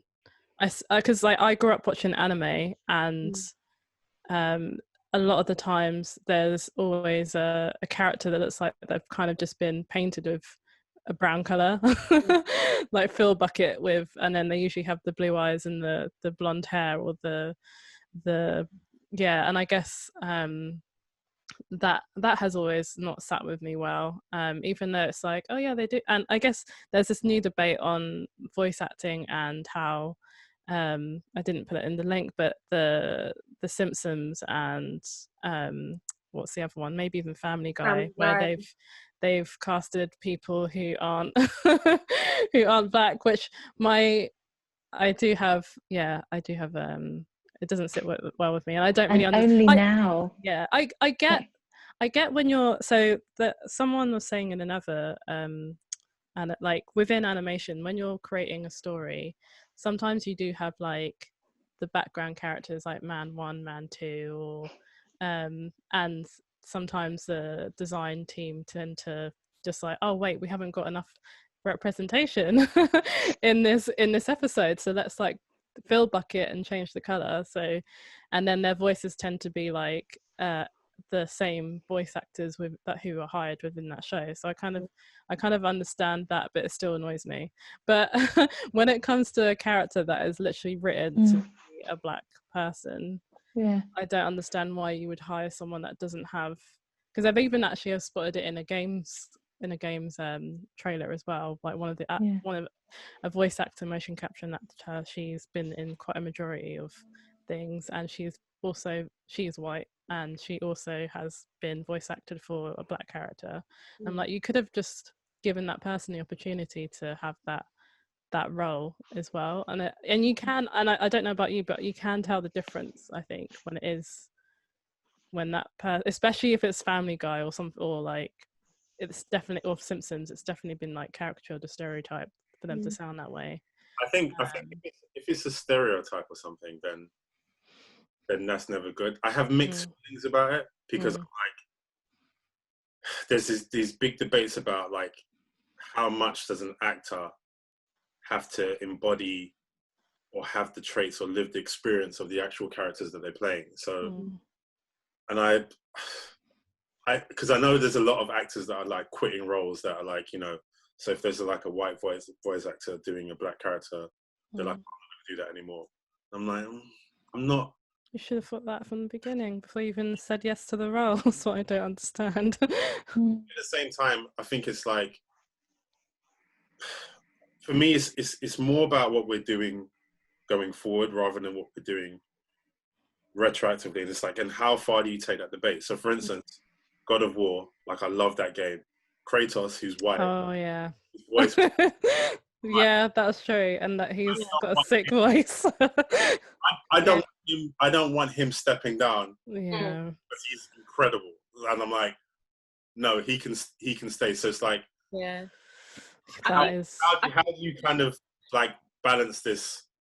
Yeah, I think the debate is, balance this equation out is usually like, I think the reason why it usually happens is because I've had lots of discussions, especially recently, with people about this, of like seeing white voice actors step down from playing playing black people on screen or ethnic people on screen. And, you know, you have these people that will come at you and be like, well, Samurai Jack wasn't voiced by a Japanese guy, and Donald Duck, I don't know why they bring up Donald Duck, he's a duck, but they bring up examples like of instances where ethnic people have voiced non-ethnic characters, or characters that aren't of their race. And I think that the main, I think the reasoning for people doing this, though I agree with you that it should be like, it shouldn't be retroactive action. We should be thinking about what we're doing going forward. But it's just that the majority of the industry is white, and even in these roles with these characters that are ethnic, they don't get the opportunity, like they don't get the opportunity to play those ethnic characters. I think that's why people are like, oh well, at the very least we should give them the ability to play themselves on screen. But like, I think if it was more like mixed, like if everyone could play everyone, then I don't think people would have as much of an issue. At least for myself, I can't speak for anyone else, I wouldn't have as much of an issue. But like, there was like in live action film, there's been like this like debate around cis men playing trans women in films, and people are always like, well, actors are actors, they should be able to play whoever they want on screen. It's like, yeah, okay, then hire a trans woman when you want like a cis woman for a role, but it doesn't happen. So it's like, and if there is an opportunity to have someone from a specific demographic playing themselves, particularly if it's pertaining to their lived experience, like if it's about being a trans woman or if it's about being a black person, then they should be given the opportunity to narrate their own stories, because they don't get the inverse doesn't happen as much, like black people playing white people, it doesn't happen as much. So that's why I feel like people are like, well, if there is a black character, at the very least there should be a black person who's behind that character. I think another tricky thing is like when people don't want to talk about race when they're doing like a thing, especially when it's supposed to be like something that's progressive or whatever. Like in The Handmaid's Tale, I don't know if you guys have seen it, but like it's about like women getting extremely oppressed and basically just becoming like baby making machines. And like, I think the main issue people had with the show, it really refused to like address like race within the context of like the handmaids. So it just feels like weird, because you're looking at this super fascist society where women are subjugated, but somehow racism isn't like a thing. It doesn't exist. Really? Yeah. in this world where they're like really oppressive, it makes it like unbelievable almost that like race wouldn't be a thing. Because I think it's kind of like Children of Men, where it's like it's hard for people to, like most of the people are sterile, and it's not explained as to why. So they kind of move in this direction of like extremism. So they round up all the fertile women regardless of like their race, and they make them like handmaids. It's very like surrogate mothers, but not by choice. And yeah, they don't ever like address race as an issue in the show. So it just feels like you have this really oppressive system, but there's somehow race is not in the equation, which is really difficult, makes it really difficult to then believe in this world that you've been presented with. So yeah, that was off topic. What do you like, just talking more about like female Black characters, what do you think of Halle Bailey playing the Little Mermaid? Because there was a lot of I've got my thoughts on it, but okay.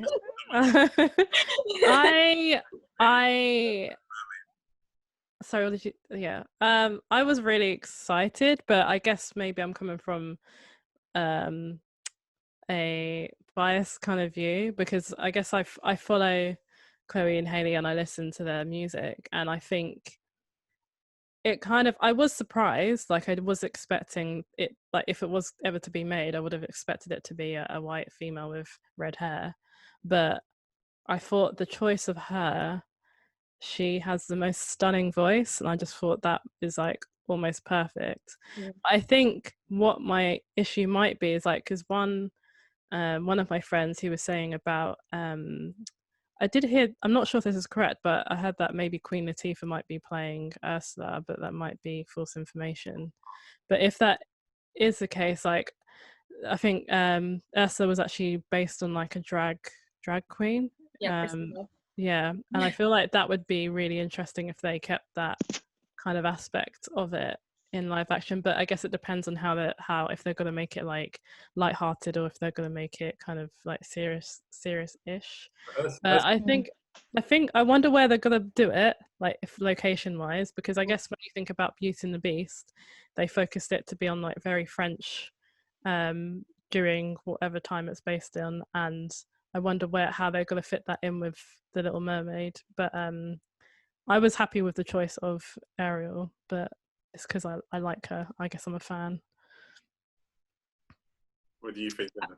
I was really happy. I was happy because like yourself, like I've been sort of following the sisters for a while. But I was really happy that they cast a Black girl for it, because like I don't know, it made me really happy that I don't feel like I feel like you know, returning to the conversation of like we cast the best person for the role. I feel like it never applies to ethnic people. Like if they say they like race bend a character because they cast the best person for the role, people never want to like take that. But you know, like with Scarlett Johansson playing Major, people were like, well, they just cast her because she was the best person for the position. Famous person for the position. Yeah. But yeah, like, so for myself, I was like ecstatic like that they cast her, because I feel like there have been many renditions of The Little Mermaid, and in all of them she has been white. And I've even seen, because I watch loads of Korean dramas, so I've seen like rendition, like Korean versions of The Little Mermaid, where they have like an entirely Korean cast and retell the story more accurately to like the book. And I feel like particularly with fictional characters, I don't think that I think it depends, obviously. Like when you were bringing up Superman the other day, I think that Superman being Black would completely change his storyline. But I feel like with like a fantasy story like The Little Mermaid, it's not as important that she's Black, at least to me. I'm just happy that we're getting another opportunity to get a Black princess. Yeah. That isn't going to turn into, like, I mean, they might flip it and she might turn into a fish or something. but yeah, like, I really feel like her voice is super angelic. Like, because I listen to their music, like, I know how her voice sounds. So I was like, yeah, I feel like she would be amazing to do, like, the songs and stuff like that with her. And also, The Little Mermaid still exists, like, as a white princess. Like, it's not gone just because they're doing, like, a remake. You can still watch that if that's what you want, like, to get out of the story. And there are so many different renditions of The Little Mermaid where she is, or kind of Little Mermaid-esque stories where you have, like, a mermaid girl who comes to shore and she falls in love, sort of thing. And they're all white, and you don't really have one with the Black girl. So I'm like, it's cool to see one that's different, and those ones don't go away just because this one exists. It's weird. I had a debate about this. I've got mixed feelings on it. I don't mind seeing The Little Mermaid, like a Black rendition of The Little Mermaid. I guess the only issue I had with it was the fact that if it's an adaptation of their own film where Ariel was white, then why not make her white? And the reason I say that is because I always have a problem with these things where it's like you're just kind of, I want to see new characters and I want to see new Black characters. So for instance, I give Miles Morales an example of, like, he's Spider-Man, but he's not Peter Parker. And I love the way they execute it. I love the way, like he feels. It doesn't feel like it's a tick box exercise. He feels like he's his own person. In fact, I think they're going to be making a game of him later. Oh yeah. Oh, Yeah. Can't wait. This is the last Spider-Man game as well, and I got so excited when he came up. Yeah, exactly. So I think so with this Little Mermaid, I'm interested to see what they do with it. See, like, where they would set it, and bearing in mind Sebastian had, like, a Caribbean all by himself, by the way.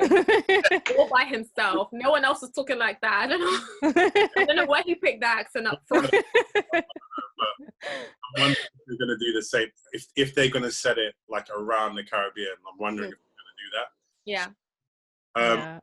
And again, with these films, you can't really, until you actually watch it, you don't know what it's going to be like. I'm not super bothered by her being Black. I'm just like, I guess why did they make that choice? Yeah, I'm just wondering again, why, like, rather than create, like, something completely new, why did you make that choice? But you know, again, it is a fantasy, and I guess it's Disney as well. They seem to want to repeat certain stories just to play it safe, I guess. As much as I love Disney. Interesting. And it's like, even like, this might sound a bit silly, but even how they deal with hair. Because, you know, like, with our hair, when water hits it. Yeah, and that's another thing when going back to the Princess and the Frog and the 2D and the 3D version, there was a massive uproar about how they did her hair and and the colorism as well. So they made it like coily rather than curly rather than coily. So yeah, it will be but then going back to Little Mermaid, I think I am curious. I'm just curious how they're going to do it underwater. I just feel like I can't even imagine. I'm so excited to see her locks, because the reason why another reason why I got excited was because you never ever see locks on screen. Yeah. And like, I was like, oh, it's going to be so cool to see, like, how they implement her locks, which she's been growing since she was a kid, into, like, the design that they create of the Little Mermaid. Like, are they going to dye them red? Are they going to make it red? Like, how are they going to work with it, like, underwater, like you were saying? I do wonder if they will have locks, because, like, I'm being maybe a bit obsessed with them on their Instagram, but I've noticed, like, some pictures she doesn't have them, like she doesn't have them at the top. So I wonder if they've actually made her not have the locks, but obviously we won't know until we've actually seen it. Just with all these things, I'm always like, if you're gonna do it, like, do it.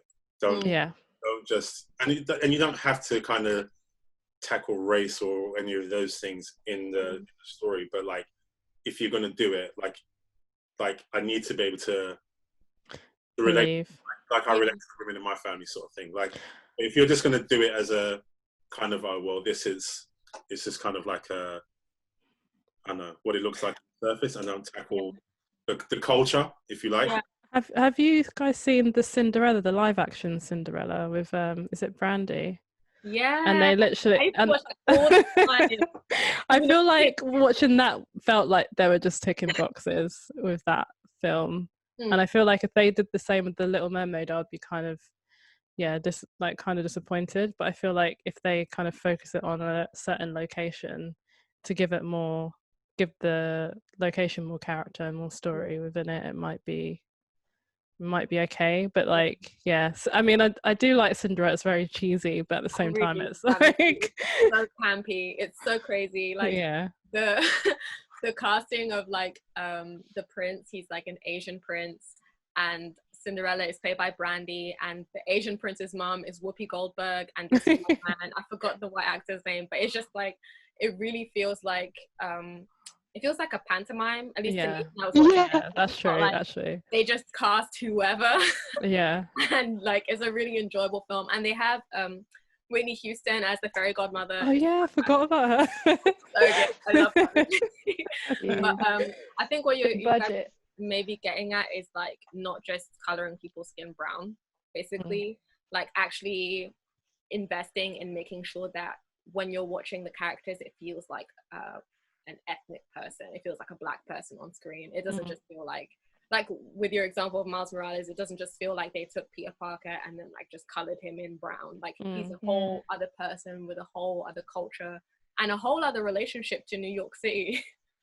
Parker. And like, it's what makes the film interesting is that they really lean into what makes him different, but like different isn't bad. And I feel like sometimes people are just like, oh yeah, we're gonna do this casting choice and we're just gonna like cast this black person for this role, but we're not gonna actually invest any time in making sure that this representation is like inclusive or even representative of like a black person. We're just gonna have this actor there, which is, I guess it's whatever, but like it's much nicer to see like Miles Morales living his best Afro-Latina life in New York and seeing how that experience is different to the experience of like Peter Parker. And it doesn't need to be like, I think like one of the things that I'm really wanting to do like in my career, hopefully, is like create stories that are like fantasy and like and science fiction that aren't necessarily about like the black struggle. I feel like there's a lot of which is like, I feel like those stories are like really, really valid and really important because it's like, but the black experience is a spectrum and it's not just like slavery and it's not just like living in the hood and like, it's not just being homeless and then becoming like the CEO of a Fortune 500 company. It's also just like love stories and like, you know, maybe not even related, just like wanting to have like, I don't know, like an Interstellar, but with like a black guy, or like a superhero movie, but with black people. And it's just like, I really like fantasy and science fiction. So I really want to see myself represented in those spaces. So those are the sorts of stories that I'm interested in telling. So it's nice to have like black people in these spaces as well as in like, as in other black stories where it's like, oh yeah, this is a black story and you get to tell these stories, but all of these other stories, they're all for white people. So we're not going to have any black people in Game of Thrones unless they're being freed from slavery. We're not going to have any ethnic people in anything that has to do with fantasy because it's all European and medieval, so it wouldn't be realistic. It's like, bro, there's dragons. It's not that deep. And you know? The amount of times I've spoken to black people on the left side, they're just I don't want to see another slave movie.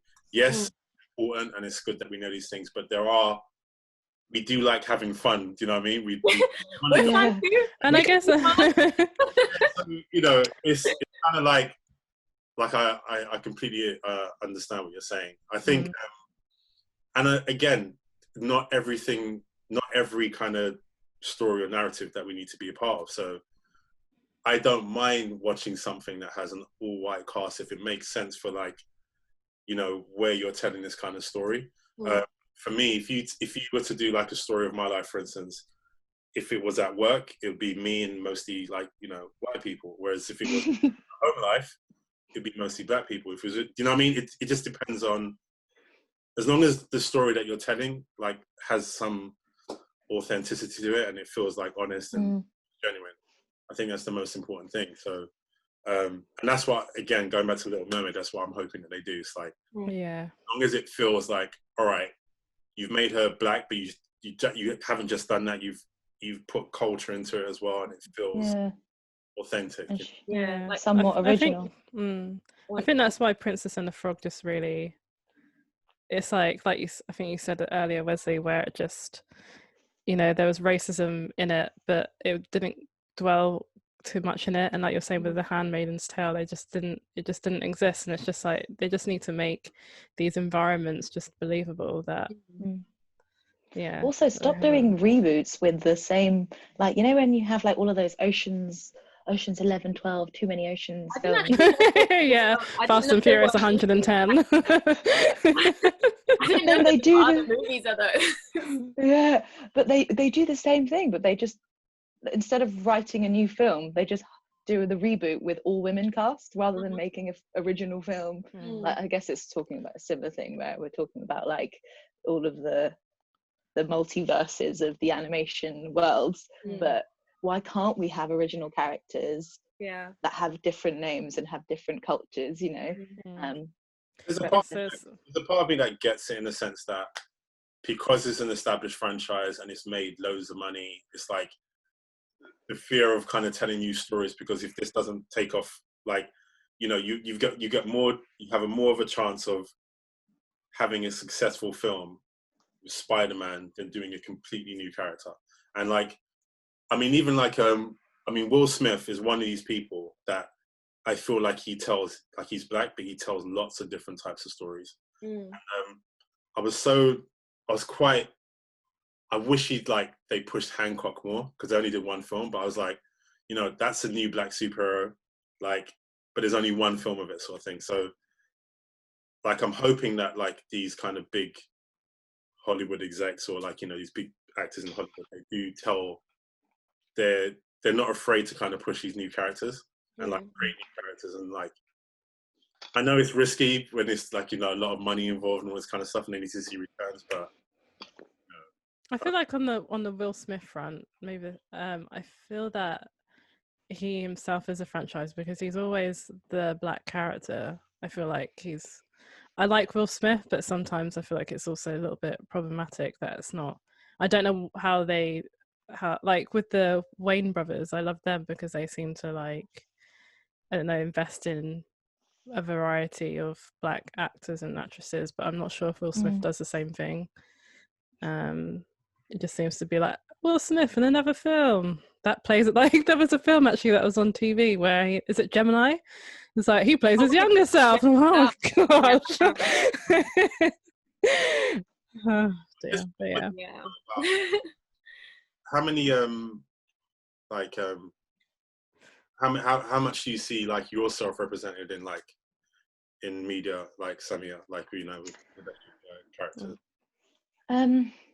This is the thing I was going to talk about, like how I think it's how other people also see you. Like, I remember at school people being like, oh, your hair's like Princess Jasmine, or like, oh my God, you're like Pocahontas. And they would call me Pocahontas. And now I realize how like messed up that was. Like, why didn't I ever tell people like, hey, I don't think you should call me Pocahontas. I think that's kind of wrong. Like, why didn't I correct those people? And also, like, why didn't I tell people at Starbucks that I had my real name and not like an anglicized one, because it was easier to pronounce for them? Like, I feel like sometimes I have also perpetuated a certain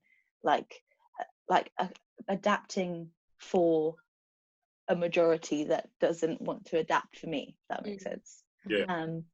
But like seeing myself represented in like animation or like the industry, I think it's different because I don't maybe watch as much animation, mainly because I work in it day in, day out, that I try not to consume too much. Like, it's quite hard for me to. I end up like looking at cleanup or looking at like tie down and being like, oh, that frame. And sometimes I'd catch myself like framing through. I'm like, what am I doing? Because I'm like, how did they do But like in the workplace, the representation there has definitely been like, I remember being at a studio where the owners were like 3 white men, and they didn't necessarily, I could tell they didn't trust me from quite early on, where like someone would stand over my shoulder and watch me write emails.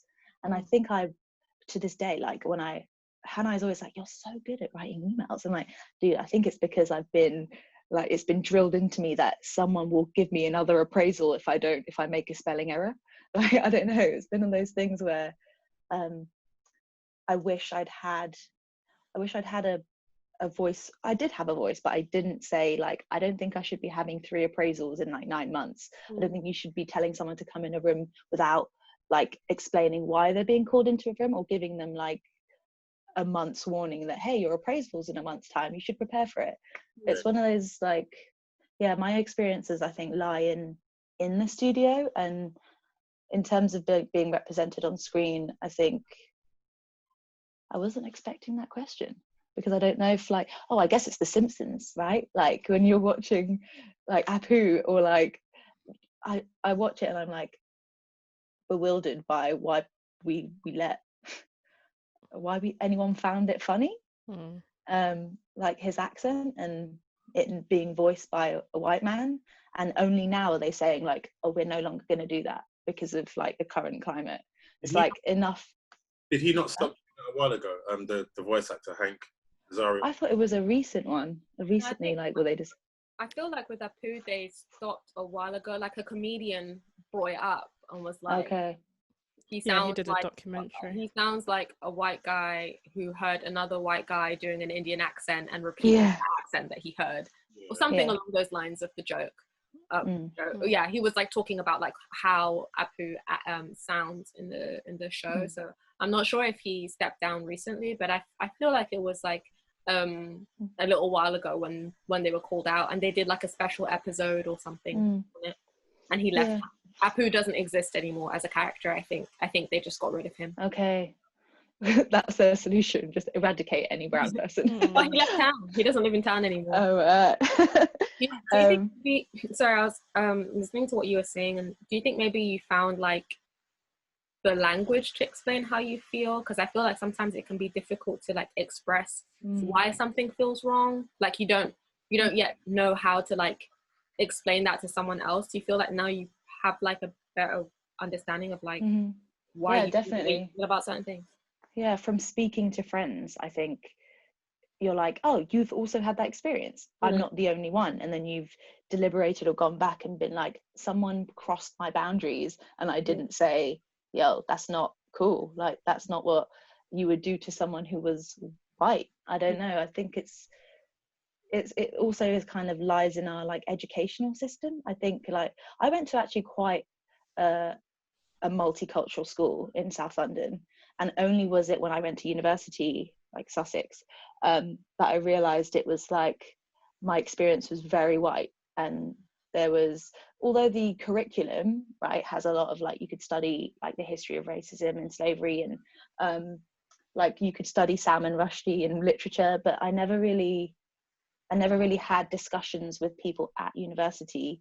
My course had like 3 Black people on it, and some of which I'm like still friends to this day, but I don't think my experience there was like diverse, even though they think that 3 people in a lecture hall is diverse. I don't know about you guys in the educational system and how your education was, but I found that in South London. I think my own experience has been like I don't think I've ever had a multicultural school experience ever. Like I think I had 1 year, like in year 7, I went to a school called Daramartis. I don't know, I think it's in Ickenham, and there like the school was multicultural, but I ended up leaving the school, and I went on to like a different secondary school, and it was multicultural, but it felt a bit segregated in that like it was an all-girls school and there were like six classes, and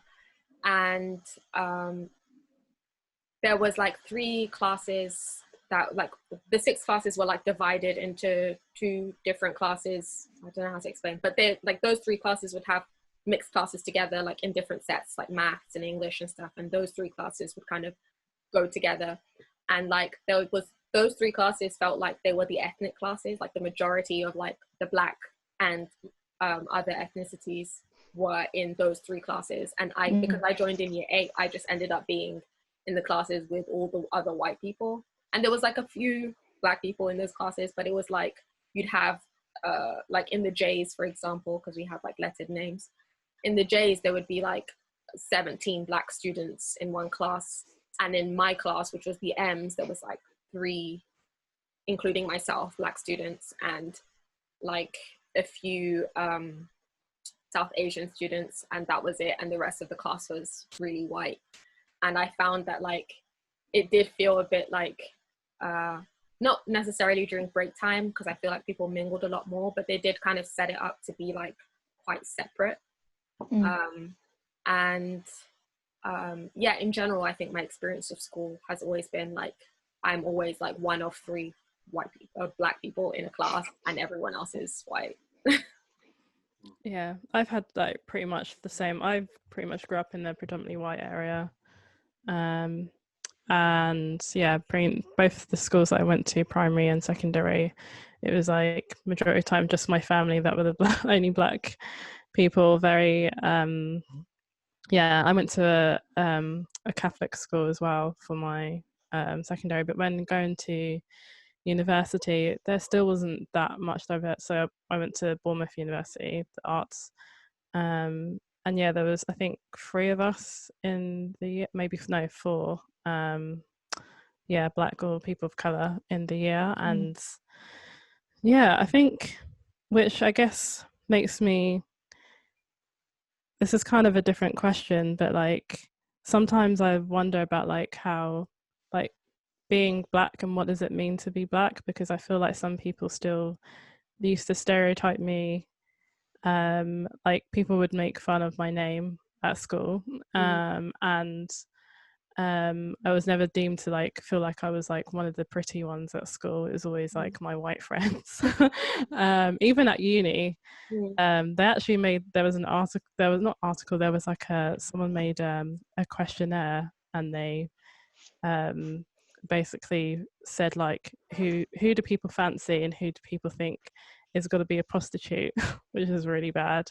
And they put me on the prostitution one as a joke, and they put all of basically like white females on like who they find attractive. So that hasn't left me very well. And I tell people from uni and they're like, oh yeah, that was bad, wasn't it? I'm like, yeah, that was awful. So that hasn't really sat with me well. And yeah, I think also when I talk to people are like, oh, you sound white, or you sound like, oh, maybe people think you're like a Malteser because like, or people won't listen to you because you don't sound like you're from the ghetto. And I'm like, well, what is that like? What are you're like putting me in a box before I've even opened my mouth. Yeah, and that just really doesn't sit well with me. But I guess I've kind of gone a little bit off topic. But yeah, I've grown up and even like going back to like education, like everything. I was watching the video recently, and they were like, I even thought the Egyptians were white, and I did think that only until recently. And then I saw someone drawing an Egyptian that was white, and I said, don't do that, because that's not the truth. And it's just like, I'm having to educate myself, like what is real now, because there's so much stuff that's just been hidden from education. Like there's so many missing pieces. Like growing up, you learn about like the Tudors, you learn about Henry VIII's wives, but you don't learn about like how this country came to be as it is today.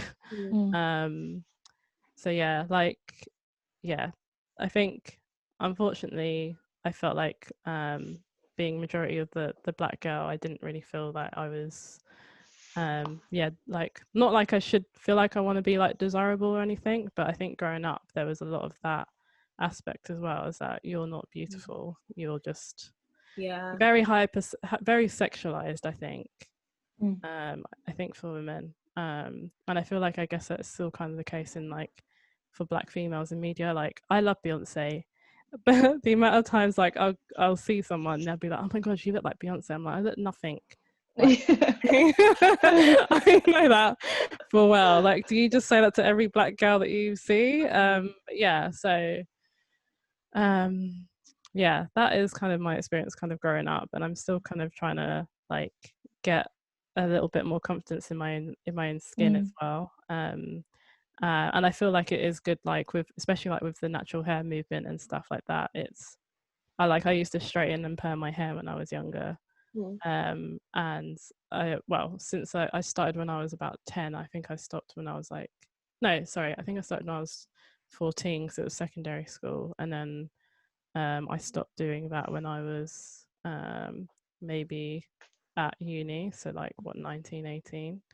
And I haven't permed my hair since, because obviously it's not good for you anyway, and I'm not penalising anyone who does do that, but I think the being seen as like the beauty one, I'm still waiting for that to happen. Although actually I didn't put it on the list, but like I was watching Final Space. I don't know if anyone's seen it on Netflix, but like the main Black character, she's kind of seen as like the white guy in the show basically fancies her. But I guess I don't know whether that's also like, I don't think he really fetishizes her, but I was really surprised by it when I saw it. I was like, because I was literally complaining, I think that day before I saw it, I was like, Black girls are never seen as like the pretty ones. It's always like, always like the other or the best friend or and then I saw that and I was like, oh, okay. I was like, is it still a bit weird? Because like she hasn't even opened her mouth and he's just like he's just gazing on her. But I get what you mean.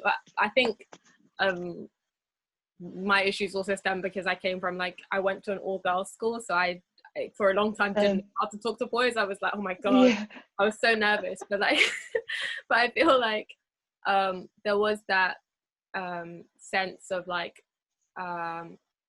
when I did finally get to an age where I was interested in dating people, I'd really freak out when I had a crush on someone, because I'd be like, well, what if they don't like Black girls? What do I do then? Because that's a real thing. And I don't think I've actually had some people say that. I think sorry, I'm interrupting you, Jennifer. What did you say? As well as just people being like, yeah, I don't like Black girls, don't think that they're beautiful or desirable or anything. And it's just already having a crush on someone is such a difficult, awkward, anxiety inducing experience, and to add the extra layer of recognizing that someone just may not even see you as a romantic interest because you're Black, so they may not see you as attractive or a potential partner is really hurtful. But it's a reality where you're I need to be prepared for the idea that they may not even consider me at all as a love interest or someone that they would consider dating, because they don't see Black girls as beautiful or worth pursuing or anything. I have had even people say that they don't want to do it because they're worried what their parents would say. Which is problematic. But and I do think it is media. I do think media just, it really, people do really read into it. It really does matter. And I think that's why people who are we're trying to have our voices heard, because we're kind of sick of being treated as the other, basically. That's why I think a lot of people really like the casting of Starfire, even though I didn't watch Titans. Because Starfire, I think, is a character in the DCU who's said to be one of the most beautiful women in the galaxy. So it's a proper statement if you cast a Black woman to play the most beautiful woman in the galaxy. It's a real statement. And even though I was not personally interested in watching the show because I watch so many shows, I'm trying to wean myself off. I will watch it eventually, but I know especially I follow a lot of cosplayers. The main issue people had was with her wig, and that's it.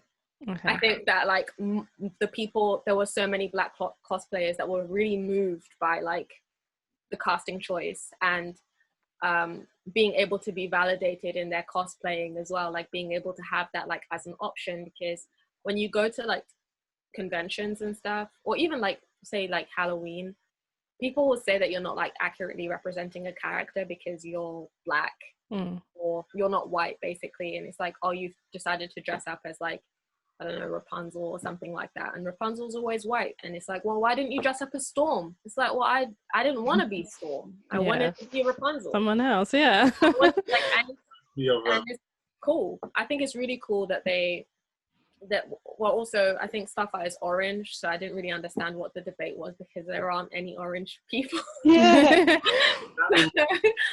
So it really felt like, and like it really felt for a lot of people like a really huge thing. Like people were really like, oh my God, it's such a nice feeling to be put in a position where you're someone who looks like you is the most beautiful person in this narrative, in this franchise. And obviously women should not just be like relegated to being like beautiful, but like I think that as like a Black girl growing up and seeing only white images as like what is beautiful, and now kind of racially ambiguous images as what is beautiful, it's really it can be really empowering, and really like it really feeds your soul and your self, like the way that you identify yourself, like the way that you view yourself. I mean, when you see yourself represented in these spaces that people tell you you're not supposed to be in, because it's like, oh, this is for like the beautiful people, you know, they have the people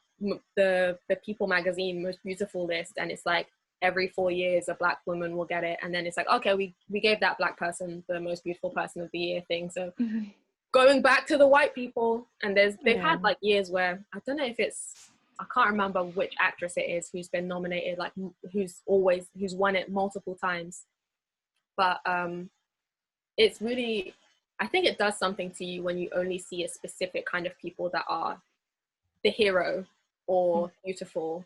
And when you see it where it's like someone who looks like you, or someone who looks like your cousin or your sister or your mum on screen, and everyone is like, oh my God, isn't she the most beautiful person in the room? It's like, oh, thanks.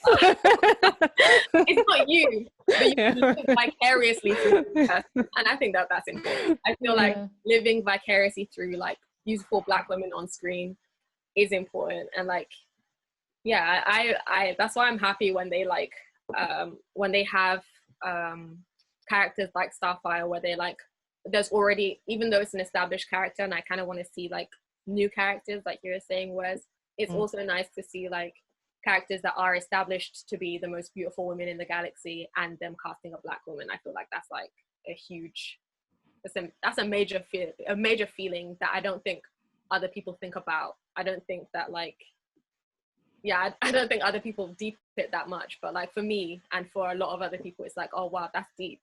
Yeah. Black. I think sorry, Wesley. Was reminded me of that episode of Stranger Things where they're dressing up as Ghostbusters, and two of the kids want to be Peter Venkman. Yeah. It's like, oh, you should be Winston. It's like, oh, why do I have to be Winston just because I'm Black? I want to be Peter. So they both end up being Peter. Oh yeah. Like it's really good. But sorry, Esther, you were going to say something. What was I going to say? I guess that's why, you know, watching stuff that I may destroy, even though it's not it's not mainly about like beauty, but just like seeing a Black female on screen who's the main character, who is based in London as well. Like it just really I just enjoy it a lot more, I guess. And I'm glad that everyone else is enjoying it at the moment as well. Representation matters. It really does. I feel like I think it's really important to the way, like for a lot of children, animation is like their entry point into like understanding the world that they live in, and like life lessons and all of this stuff. It's like the first, especially like preschool content, is like the first thing that they consume. And I think that it has an impact when you're only seeing like you're only seeing ethnic characters being relegated to the role of like best friend, or like being secondary characters in a narrative, basically. So I think like having like diversity on screen, having stories that are representative of the society that we live in is really important to like fostering a healthy self-image in children and in adults, so that when they grow up they can feel like, I don't know, I feel like it's, I don't know what I'm saying, but like, I feel like it's super important, basically. This also just reminded me of so when I was growing up, I used to draw a lot of like white characters, and I remember my uncle coming up to me and being like, just draw more black people, and I'm like, but why? Like, you know, not like, I didn't really think, it doesn't matter, like, do I really have to do it? And then the more I thought about it, I kept being like, I was drawing this like story and I was like, I'm not seeing anyone that looks like me, so I have the power to do it, so why don't I just do it? And I think that's why I personally I like to draw more black people in my artwork now. But I even see like, I almost did the same thing to my nephew. So he wants to do like a little comic book, and I was like, okay, let's write a story. And what does the character look like? And he said like, oh, white man, and he's the age of 25. And I'm like, oh, damn it, he's doing the same thing I did. And I'm just like, oh, and I don't want to like, yeah, like force it on him like my uncle. I just want to gradually learn. One day be comfortable with that. What I think is really interesting is that when I was like in high school, or from like the age of 6 onwards, I threw myself into reading. Like, I read so much. I don't read as much anymore because I haven't got the time. Like, I listen to audiobooks more so now. But like, I found that like when you were doing that thing where you're a kid, where you're imagining the world, every time I imagined like protagonists or the world that they were in, all of the people were always white. I never ever imagined black people when I was like reading a book and I'm like imagining what the characters look like. It's always like the default that they're going to be white characters. And yeah, like I find it so interesting. Like I feel like it's a representation thing. Like I find it so interesting that like a lot of like black people that I've spoken to have said the same thing about when they're imagining like characters in books, or like when they want to tell their own stories when it comes to like drawing or like doing comics or animation. The default that they always think of is like white characters. And I feel like it's because we know how to draw them because we've seen so many different ways of like drawing white people. And it's like one thing when I was like trying to draw more black characters is like, how do I draw an afro?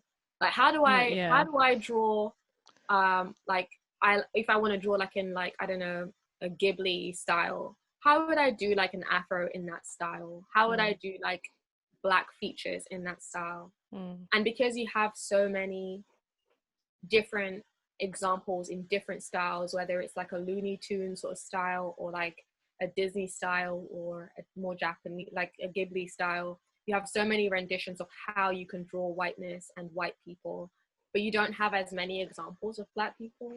I feel like it makes it the default that you kind of lean on what you have seen. So when you start learning how to draw on your own and you're like, oh, I want to tell my own stories, you just end up drawing white people because it's like, well, I want to copy this person's style, so I'm going to draw it like this person, and this person has done it like this, so I'm going to draw white people because I know how to draw them. But you have to really like think about, how do I draw someone with like phenotypically black features as a character without making it a caricature? How do you do that? How do you draw black hair? How do you draw braids? How do you draw locks? Like, yeah, they're hard. Still learning. And like for example, like I got mad excited when I saw the Mighty Grand Baton for the first time, and I'll tell you why.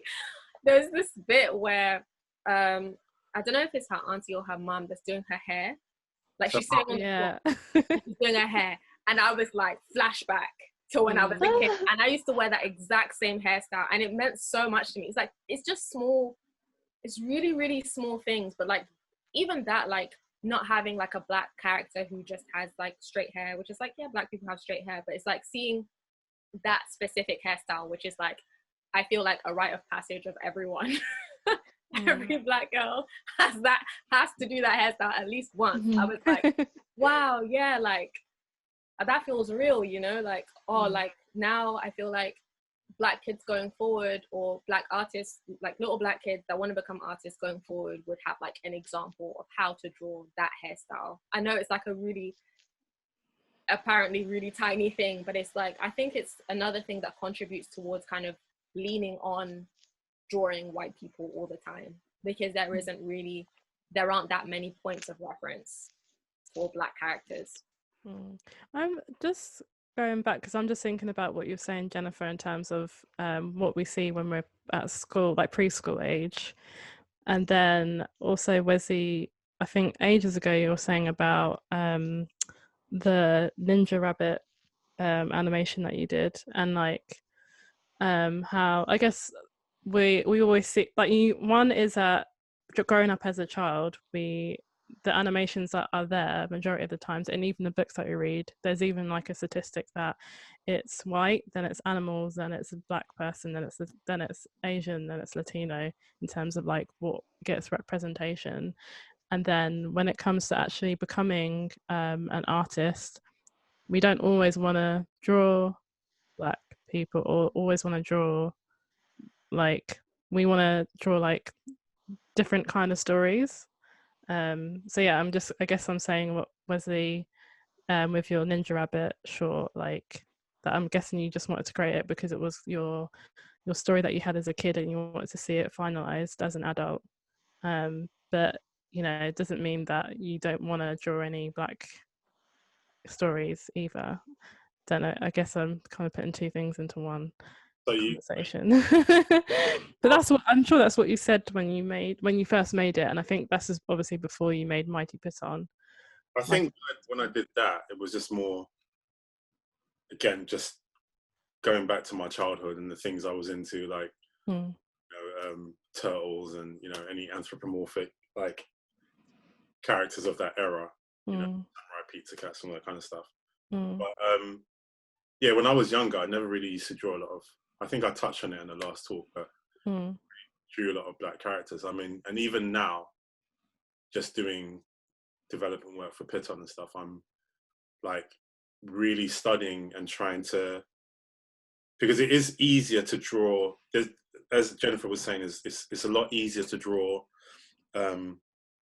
kind of like white characters, or characters that are, you know, have a more of a European look, because there's so many ways of doing it, and there's so many kind of like to draw a mouth, for instance, and you just do kind of one line, is like, it's such an appealing shape to do in animation and stuff, whereas when you have to actually like draw like full ellipse now, that becomes a lot more difficult. You can, you know, if you want to do a character wincing, for instance, and taking that line and just doing this like a squiggle, when you have to add lips to that, now the shape doesn't look wow, yeah, like the shortcuts already exist with white characters. Shortcuts a lot difficult, and it's like I'm really trying to like study now and trying to find a way of bringing that into, like, what shortcuts do we use for ourselves, because it's not going to be the same thing. It doesn't mean there's none there, it's just that someone needs to invent it. And I think like going forward, it's like I'm trying to find a way of putting this shape language into my work that you get it by looking at it without it being, I don't know, like a watered down or kind of exaggerated version of what's gone before. But yeah, I think with Piton, it was just more, it's funny because I wasn't trying to be representative or diverse when I was trying to do that project. It's just like telling a story from my own perspective. So what's diverse or representation for someone else? No, that's just my lived experience. That's it. Yeah. But yeah, like I think trying to draw other characters, or trying to draw characters that look like you when there's no real established template, is a difficult thing, because you're actually kind of inventing this thing as you go along. I think, like, you know, I know I see a lot of like Black artists, and I've been guilty of this as well. I say guilty, but I don't mean it in a bad way. Like Takashi Koike, he's a Japanese animator. Like he does like this incredible. He's I feel like he's very Western influenced in terms of his design. He did the world record animation. He had a black character with like deep black shadows, and then I think he did designs for Afro Samurai as well. So it's almost like that's like another shape language that I think I've seen a lot of black artists use in their work, using these deep black shadows and like really kind of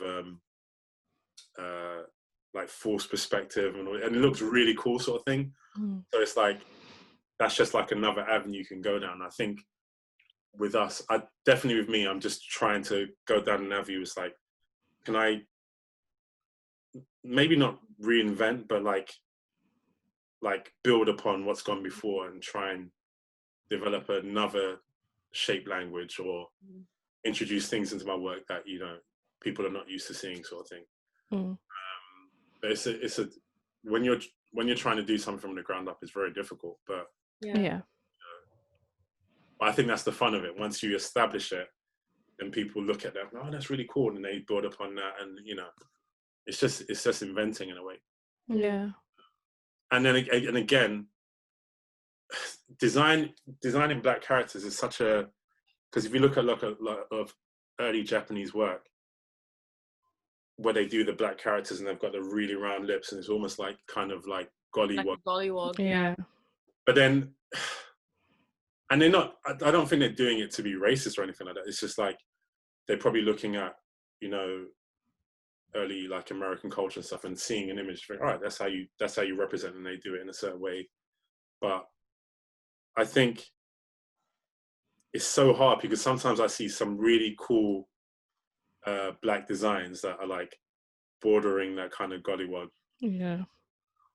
And you're like, I don't want to go there, but then it does look nice.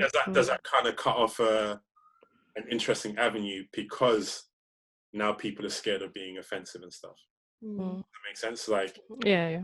There's just so many, like that avenue is completely gone now, because it's almost like if you go too far that way, then it's like just we become offended because historically was used offensively. And I don't want to necessarily cut off those roots, but it's like, how do you, I don't want to be limited in how I express what we look like if it's coming from a place of endearment, but that route has kind of been cut off if I'm making sense. Yeah, it's so tricky, I think, when it comes to design, because of like the past images, I say past, like the very recent past images of like how Black people have been represented, like particularly in like caricatures and like in animation. So I think it is really difficult, but like I don't really know what the answer is to that. But like I know like something that always comes up in, I don't know if you guys follow the character design challenge page. Like it's a Facebook group, and it's like every month they give people a theme, and then you create like a character design around that theme. So I think this month it's like fantasy, like elves, something like that. And like there have been previous occasions where it's like the theme is like carnival, or the theme is like African tribe or something, and you see these amazing designs. Like it's like people that are on all spectrums of like artistic levels. So you have like people that are beginners, people that have been in the industry for a long time, and students and stuff like that. So it's really cool to see the different ways that people approach drawing, particularly when it comes to drawing ethnic characters. But then you see a lot of people who will do something that is like a caricature of like a Black person, and people are like, that is, what are you doing? Why did you draw that person like that? And they're like, well, I didn't want it to be racist. I just thought that it was cool. And it's like, I think that like what I was saying at the beginning about intent versus impact is, I think the impact is more important than the intention. Because the impact is what people get. They don't get the intention. They only get the intention when you explain yourself, when you're like, no, I wasn't trying to make it look like a gollywog. And it's like, but it does. And that's how it's going out into the world. And people don't know your intentions. People just receive what you've put out, the impact of what your character is what people are getting. And I think like I understand like wanting to like explore those avenues, especially when you're like trying to create like a new shape language, particularly when it comes to drawing Black characters. But it's like I don't know how difficult it is to stay away from those images, because those images are like what we consumed, particularly when it comes to like how we're presented on screen. So like for example, I think Esther, you were the one that shared the link to the Instagram posts about like Black animated characters or ethnic like POC characters and how they're drawn. And like a theme that people do, this isn't like a caricature or necessarily a bad thing, but like giving Black people like blue or green eyes when they're designing them. Like every time there's a Black person, always giving them like blue eyes or green eyes, and they can have like all Black features, but like just having this one thing. And people are like, well, you know, Black people exist and they have like blue eyes or they have green eyes. And it's like, yeah, but it would be cool if you found a way to celebrate Black people with brown eyes, you know? And, or if you found a way to like celebrate Black design without it like leaning into caricature territory, because those caricatures are still done. Like there was one of Serena Williams not so long ago, and like I can't remember who she lost to, but they made her kind of this big brutish like animalistic Black woman, and they made her really angry and kind of like a monkey. And it's like I would much prefer if someone didn't do that when they're like wanting to design. That's why I was so excited about seeing the first images of Soul, because I thought it looked gorgeous. I was like, wow, look at all these Black people, they look so good. And then it's like, oh well, they might not be Black for the whole movie. Or like Miles Morales. Miles Morales' character is, and also like I've looked at some of the images like from the Art of book, and it's just so beautiful. Like it's so nice to see the way that they made a shorthand for like a Black nose, you know, and it not going into this kind of caricature, leaning into the kind of animal comparison that some people do when they're drawing Black people, of kind of trying to recreate like monkeys sort of thing. Like deviating from that and creating something that's really soft and very beautiful, and like seeing how they did his hair and stuff like that. So I feel like there is a way of doing it without falling back on like established caricatures that can be quite harmful to Black people. I guess the thing for me, I can't remember who I was talking to, but it was about actually like Japan and Japanese design and stuff, and how even though you have Japanese characters and stuff, they don't have dark eyes or necessarily dark hair. It's like blonde, blue, all this kind of stuff. And then when you actually go there, you see a lot of people dyeing their hair or changing their eye color and all this kind of stuff, because like, I guess like with white people, you have blonde hair, you have brunettes, you have like blue eyes or green and all this kind of stuff. So there's like, that's the thing that changes most when you look at one person from, I mean, they're tall, short, whatever it is, but again, Black people, it's like black hair, dark eyes across the board sort of thing. So it's like this idea of like making, like, it's almost like you have to make a character interesting, you're doing it with their hair or their eye color to kind of differentiate one person. And it's the same thing when I was doing Piton. It's like, right, each character has dark eyes and each character has dark hair. Like, do I do something to change that? Like, do I have to make their eyes a bit lighter and also in order to make one character look more interesting? Or do I have to maybe put some dyes in one character's hair, all this kind of stuff?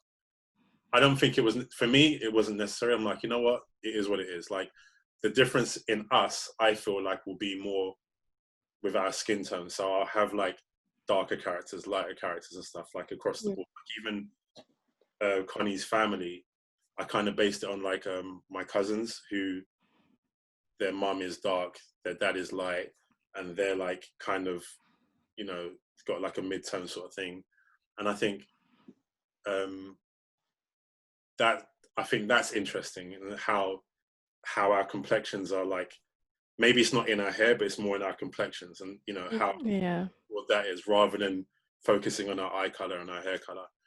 So just making sure things like, you know, the palms of our hands are lighter as well, because of animation doesn't do that. And I notice it. I really even when we was doing True Damage and stuff, was like I was making sure, like Echo, who's the main character in it, making sure to have his palms lighter, because it's something that's very easy to forget, and something that sometimes you shy away from, and sometimes it can be like line mileage. It's like, look, I prefer to lose shadows completely, have our palms lighter than have shadows, and then you've got this like the back of my hand, because black hand. I've never understood that. I think there was like some I can't remember if it was for like a ring company where they like painted one of the like an Asian model's hand black, and they did it all the way. Like, our palms aren't brown. Like, it was so weird. It was like, have you never seen a black person before?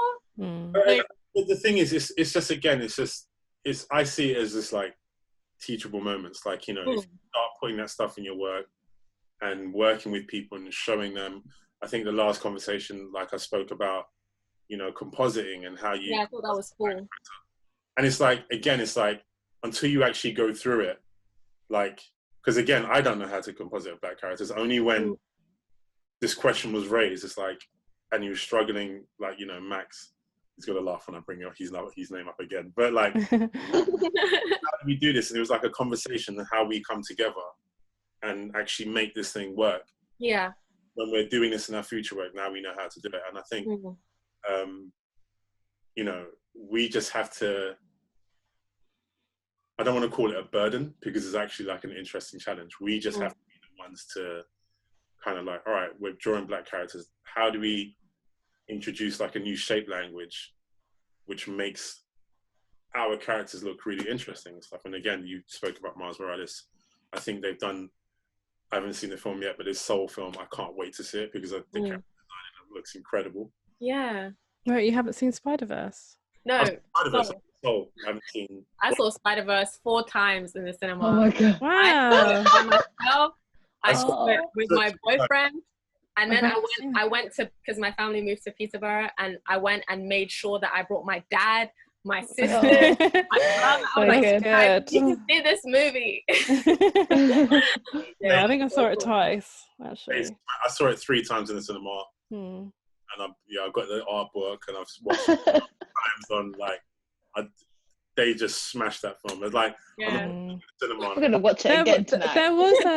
There was still controversy with that, in terms of one of the art directors on his Instagram page posted that he was really frustrated that in the end, when Miles Morales is looking up, sorry, spoilers if no one's seen it yet, but looking up and there's the light on his face, and they said the artist said that they basically whitewashed him at that point, where he specifically made the in his artwork he was trying to force, like, this is how lighting actually works on dark skin. So if you're just gonna put it, like, just make him a certain skin tone, like, as it doesn't work. That's not how it works. And did they fix it in the final film? No, because he's actually got a comparison. I'll try and find it later, but there's actually a comparison on his Instagram page. We did cover a lot, actually, and I didn't realize we've been talking for so long. Time flies when you're having fun. So I'm sure what I'm going to do is I'll probably I'll show it to the rest of the guys and try and get it edited down. But cool. So I should say thank you all. Yeah, thanks. Thanks for having me. Thanks for inviting me. Thanks for coming on, ladies. Yeah, thank you. I mean, anything we spoke about, like, we'll try and get all the links, and like even like the notes that we made, put it in the description so people can go and do their own research. And tell me your thoughts on the Nina Simone trailer, because I really want to see it. I'll probably. Yeah, I want to see this. So I'll DM you or something. I'm gonna go watch it now. But guys. yeah, this was great. Thanks. Thanks a lot. Yeah, thank you. Thank you so much. No problem. I'm gonna run off. Bye. Okay. Bye. Bye. Nice to see you all.